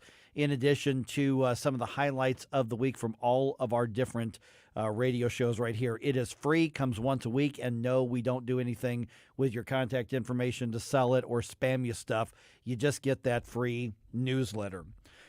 The big testimony happened behind closed doors on Monday. Devin Archer, the former business associate and BFF forever with Hunter Biden, testified to a series of Congress critters on the House Oversight Committee. And depending on who you are, some are saying, aha, we got those Bidens. And others are saying they were just talking about the weather. Joe didn't do anything wrong.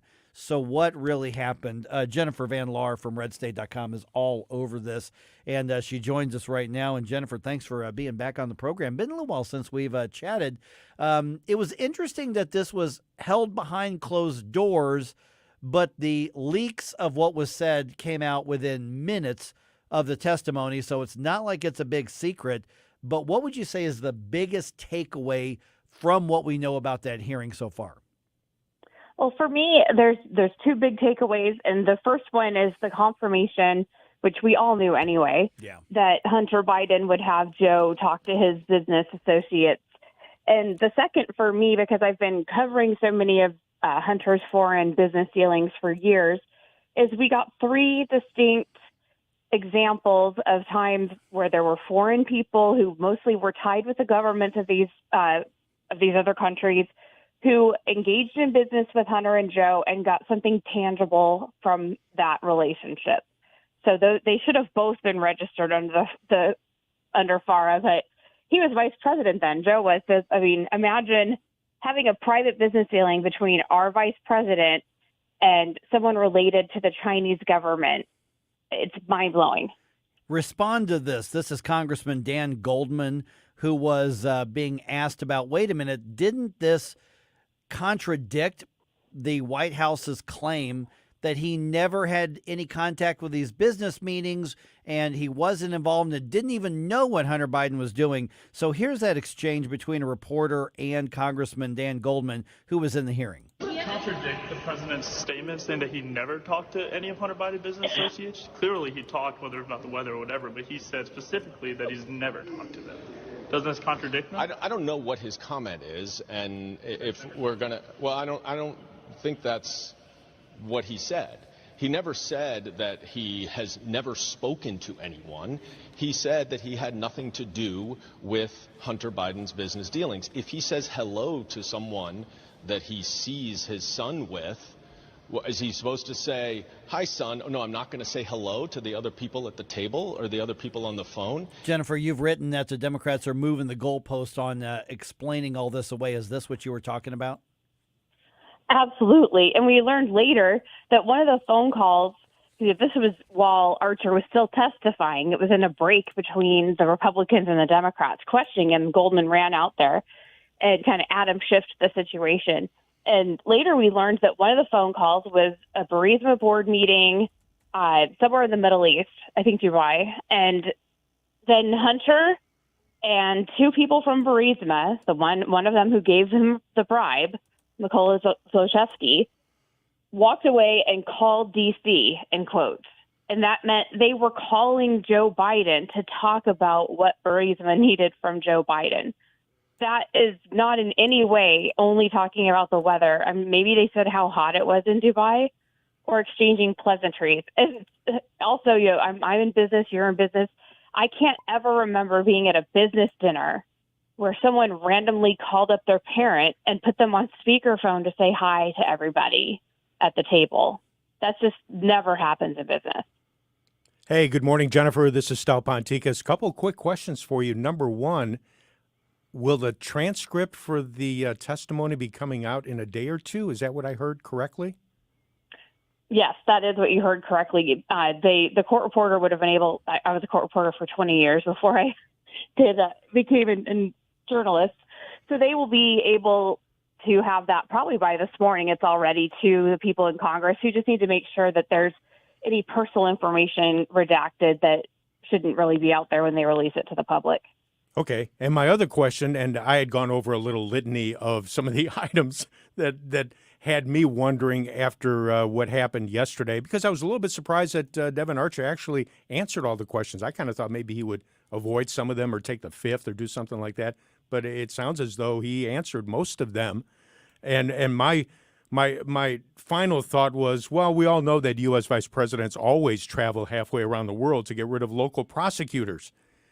And I was wondering what your thought might be regarding that, because I thought that was one of the critical points to everything that's been going on. He was actually delving into the politics of another country in Ukraine, and that's what we saw happen. And we've got the video of it happening. Your thoughts about that whole situation? I mean, if we're going to withhold aid from a country over one prosecutor looking into a company, that's all that our diplomats would do. How many corrupt prosecutors would leave the U.S. out of it? How many corrupt prosecutors are there around the globe, and with countries that have a lot of corruption in their government, and those prosecutors, maybe they're actually starting to look into it.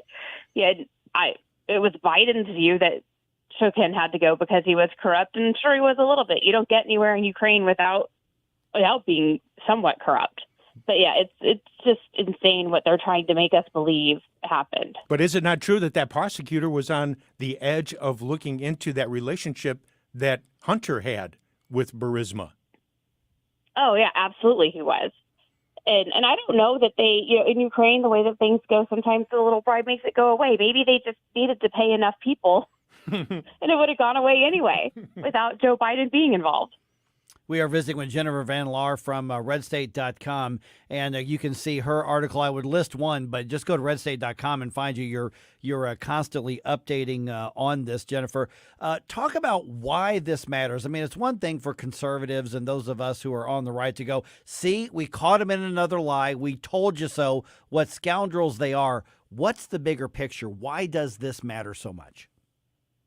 Well, because you have people that are involved with these governments. In the case of Jonathan Lee with China, with BHR, the only, I'm using air quotes, only benefit that they got from that was Biden wrote a letter recommending a college admission for the guy's daughter. Well, the guy's part of the Bank of China, which is a state-owned bank. So essentially, he's part of the Chinese government.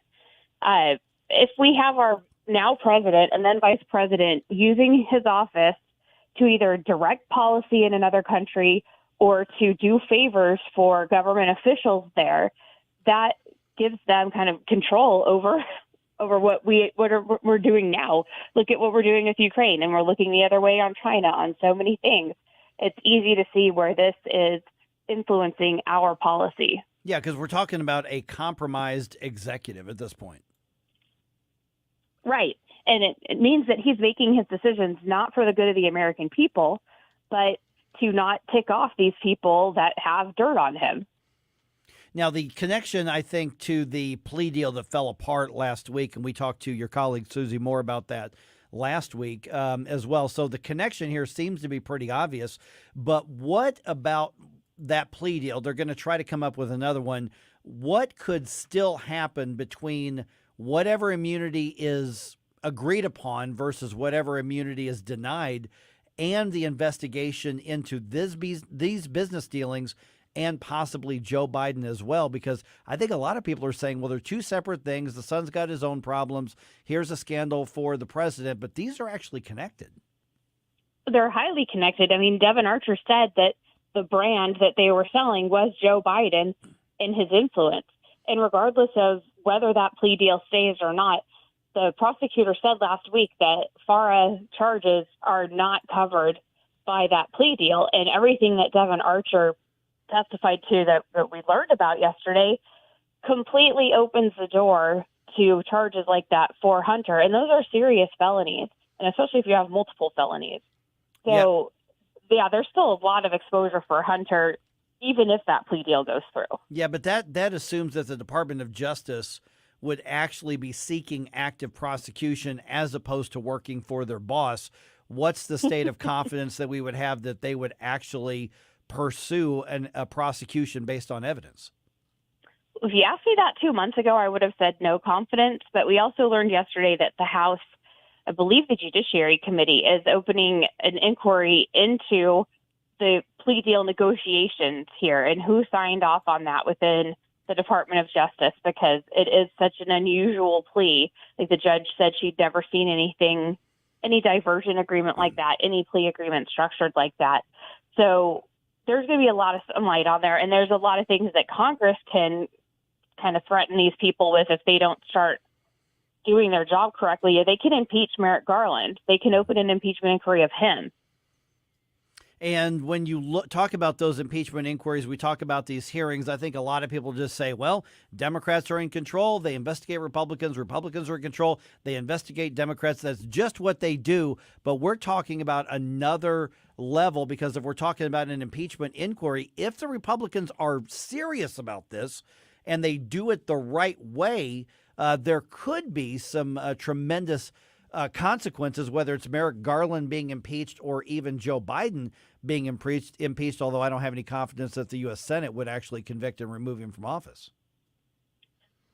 Yeah, that's totally correct. And the Republicans need to be serious. I'm told by multiple sources, and especially one high-placed source, that Kevin McCarthy does have audio of these bribery deals and other solid evidence of the malfeasance. That needs to come out before the American people. And there's so many ways the Bidens are compromised and so many people who have covered for them, and they can't all be expected to toe the line forever. You know, some of them are going to start saying the price that I'm paying for this loyalty to the Bidens is too high, and they're going to start spilling. Wow, audio of the actual deal, so possibly audio of a phone call or a Zoom meeting or something along those lines? Right, maybe even audio of that call from Dubai where they called D.C. about that deal. Wow. So where do we go from here? What's next?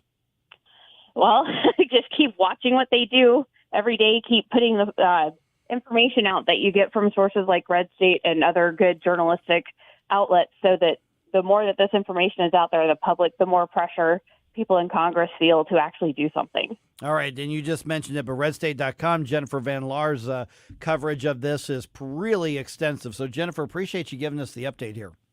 Thank you.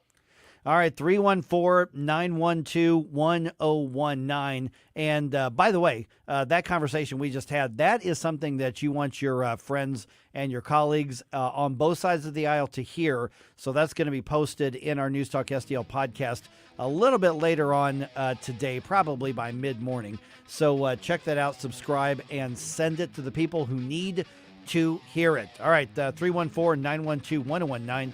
This is 1019 and 94.1 News Talk STL. Like and subscribe to us on Rumble. News Talk STL.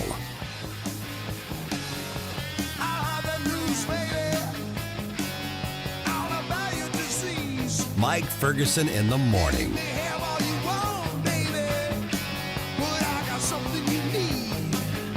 Flow of information this week on News Talk STL. Take a look at what's going on. To get to the bottom. News, analysis, opinion. It's interesting that every time there's something strange going on with the president, Biden, or his family, no one can ever seem to find an answer. Declare to the world what I say again. We will not waver. 1019 and 94.1. What happens next? When we get to the bottom of all of this, finding these money flows, that is an impeachable offense. News Talk STL. The bad guys don't have to kick in your door or sneak in when you're on vacation to steal from you now. They don't have to. They don't have to find where you stash the money in your business.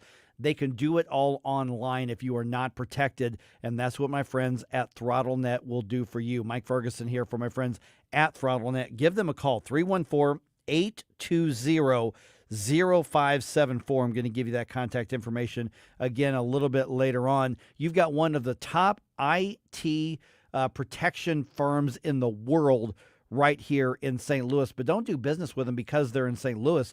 Do business with them because they have comprehensive coverage to protect your business, to protect your nonprofit, to protect your school, to protect your church, to protect anything that requires that. And listen, if you think, well, we're too small to deal with, they're not going to go after us, they're only going to go after the big guys, that's not true. They can hack in. They can also do ransomware, and they will go anywhere they think they can enact that money, or they can just simply steal from you. And ThrottleNet monitors what's happening in those attacks on your online presence, where it is in the cloud, where you do your HR, where you do your accounts payable, where you do your accounts receivable, where you do your personal family banking. That's where they are to protect. And if there's a problem, first of all, they might know before you do, and they're already on it when you give them a call to their customer service. But on average, you are talking to a human being right here in St. Louis who is among the world's most qualified protectors of your business and everything online. You're going to be talking to somebody within 2 minutes on average, which means most of the time you're talking to somebody a lot faster than that. Now, you want to know how dangerous the dark web can be and how dangerous these hackers can be? Here's a website to go to, throttlenet.com/newstalkstl. throttlenet.com/newstalkstl. Get a little tour of what's out there in the dark web and how dangerous it can be to your business or to your nonprofit. But give them a call. Find out what they can do for you, because if you are not protected and you get that ransomware attack, it may be too late. Don't put yourself in this position. This is just the new reality that isn't going anywhere. 314-820-0574, okay? 314-820-0574. Find out what they offer. Find out how they can help. Not only do they provide managed IT security services, but they will also work with you to help your employees understand the risks, understand the threats, and protect yourself as well. One more time, 314-820-0574 or throttlenet.com/newstalkstl. News, analysis. I'm glad you're talking about this. Opinion. I'm glad you're fired up about it, too, because I know I am. News Talk STL. From the Michaels Flooring Outlet Weather Center. Strong storms and heavy rain passing St. Louis to our west and southwest this morning, but there is a slight chance that a shower could spring up right over us. Not a big deal, though. Otherwise, decreasing clouds through the day as the rain to our west ends, a high of 87. Another round of storms overnight tonight, this one closer to, if not right over, St. Louis. Look out, heavy rain, localized flooding possible with a low near 70. That wet weather moves out by midday Wednesday, but lingering clouds keep us cooler. Tomorrow's high only 83. That's your first alert forecast. I'm meteorologist Matt Chambers. Tim Jones and Chris Arps in the afternoon. Representative Justin Sparks. How difficult is it as a police officer that you don't get jaded and be like, they're all like that? Because God said that they were created in his image. And frankly, when somebody gets shot or killed and their loved ones are falling out on the front lawn and they're freaking out, they do not care that I'm white when I show up to the scene. They just want me to get justice. Tim Jones and Chris Arps. Weekdays at 4 on News Talk STL. I heard the call to serve, so I answered. I earned a title and discovered my purpose. I found belonging, an unbreakable bond with my fellow Marines. We fought to overcome adversity together in defense of our nation and its people. I've lived a full life, rich with meaning. And even though I no longer wear the uniform, I am still a Marine. My service has come full circle. I will always look after those around me. I will always uplift and support my country and my community. Because that is the promise I made. That is what it means to be a Marine. Semper Fidelis. Always faithful, always Marine. Bongino. So TikTok users, I don't know who you are. A pretty broad group of people given the tens of millions of people that use the app. But you're surprised people stand for the national anthem? Don't be surprised. If you're sitting next to me at a game and you decide to sit on your ass, you're getting a dirty look from me. Weekdays at 11 on News Talk STL. Hi, it's Randy Tobler here. Pour a big cup of coffee and catch my show every Saturday morning from 6 to 9. Right now, it's back to Mike Ferguson in the morning here on News Talk STL. Well, Molly Hatchet? It is indeed. Wow, this is from the late 70s. Yeah. Going back a while. Flirting with disaster. Yeah. Unique voice.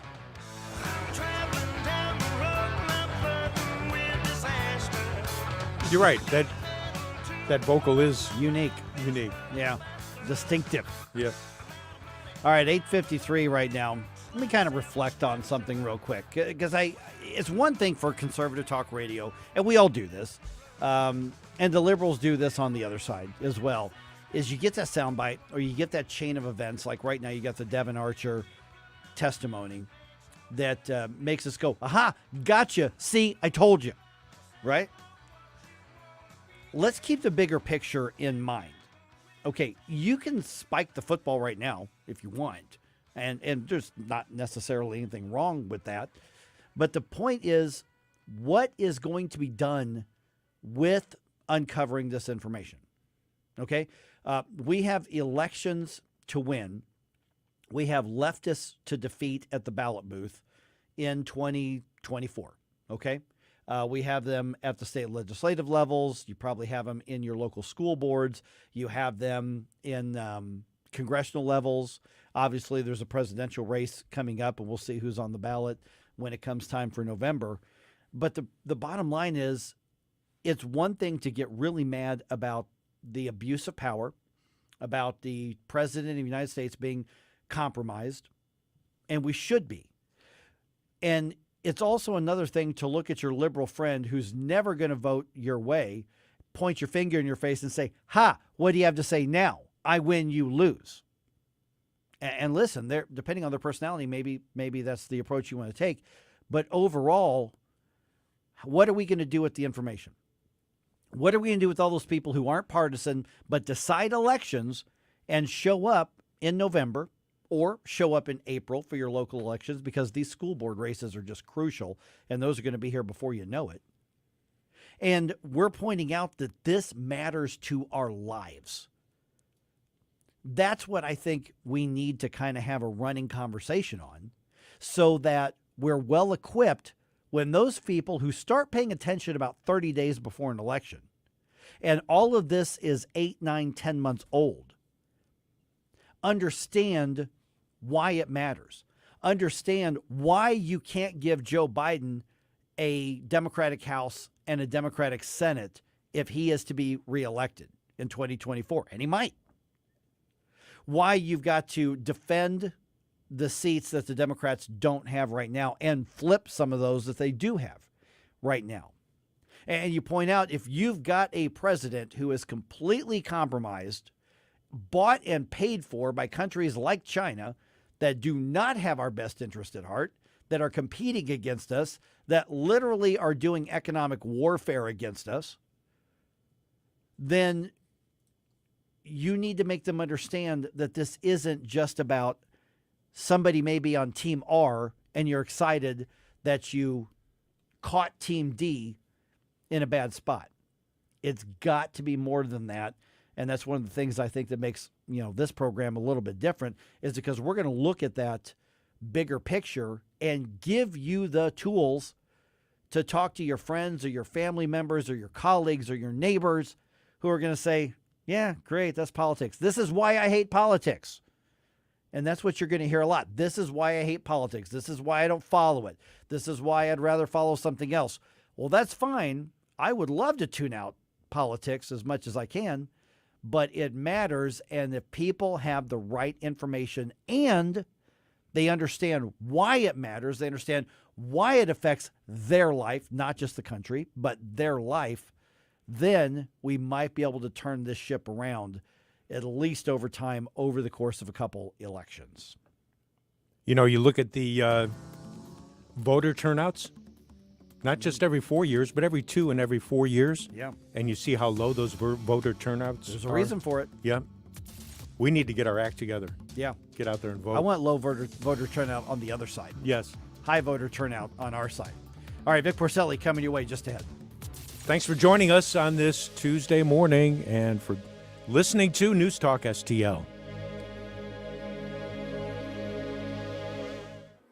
When it's important to you. Stay informed. It's on News Talk STL. Time and again, we have shown the American public that if you are Biden Inc. family, you are treated different than the rest of America. This climate hypocrisy that has been going on by former Secretary John Kerry must come to an end. News, analysis, and opinion. We now have an FBI agent who's come forward who's confirmed what these two whistleblowers have brought to the United States Congress. 101.9 and 94.1 News Talk STL. Attention, all St. Louis City voters. Join us this Thursday as St. Louis City election officials are giving a public demonstration of the new voting machines and learn more about future elections. Empower yourself as a voter and see how your vote is counted accurately and efficiently. Rally your friends and head to 3710 Hampton on August 3rd at 7 p.m. for this exciting event. Let's unite as St. Louis City voters and embrace the future of democratic elections. Visit stlouisrepublicans.com for details. Paid for by St. Louis City Republican PAC, Curtis Farber, Treasurer. If you're living with diabetes and using insulin, you know the pain of pricking your fingers over and over again. Ouch! Well, by wearing a small remote device called a continuous glucose monitor, or CGM, you can reduce the pain of pricking your fingers. If you administer insulin 3 or more times per day or use an insulin pump, call now and learn how a CGM can help you. Painless. No more pricking my finger. No finger pricks. Convenience. They delivered it free and they took care of all the paperwork. You can reduce pain right away. Plus, it's accurate, easy to use, and helps you spend more time in range. And if you have insurance, you can get a new CGM at little or no out-of-pocket cost. Call now and get free shipping of your new CGM. Plus, we'll bill your insurance for you. 800-432-8150. 800-432-8150. 800-432-8150. That's 800-432-8150. KLGY HD3 Clayton, K270BW Bellefonte, KNBS Bowling Green. This is News Talk STL at 101.9, 94.1, and always streaming at newstalkstl.com. News this hour from townhall.com. I'm Rich Thomason.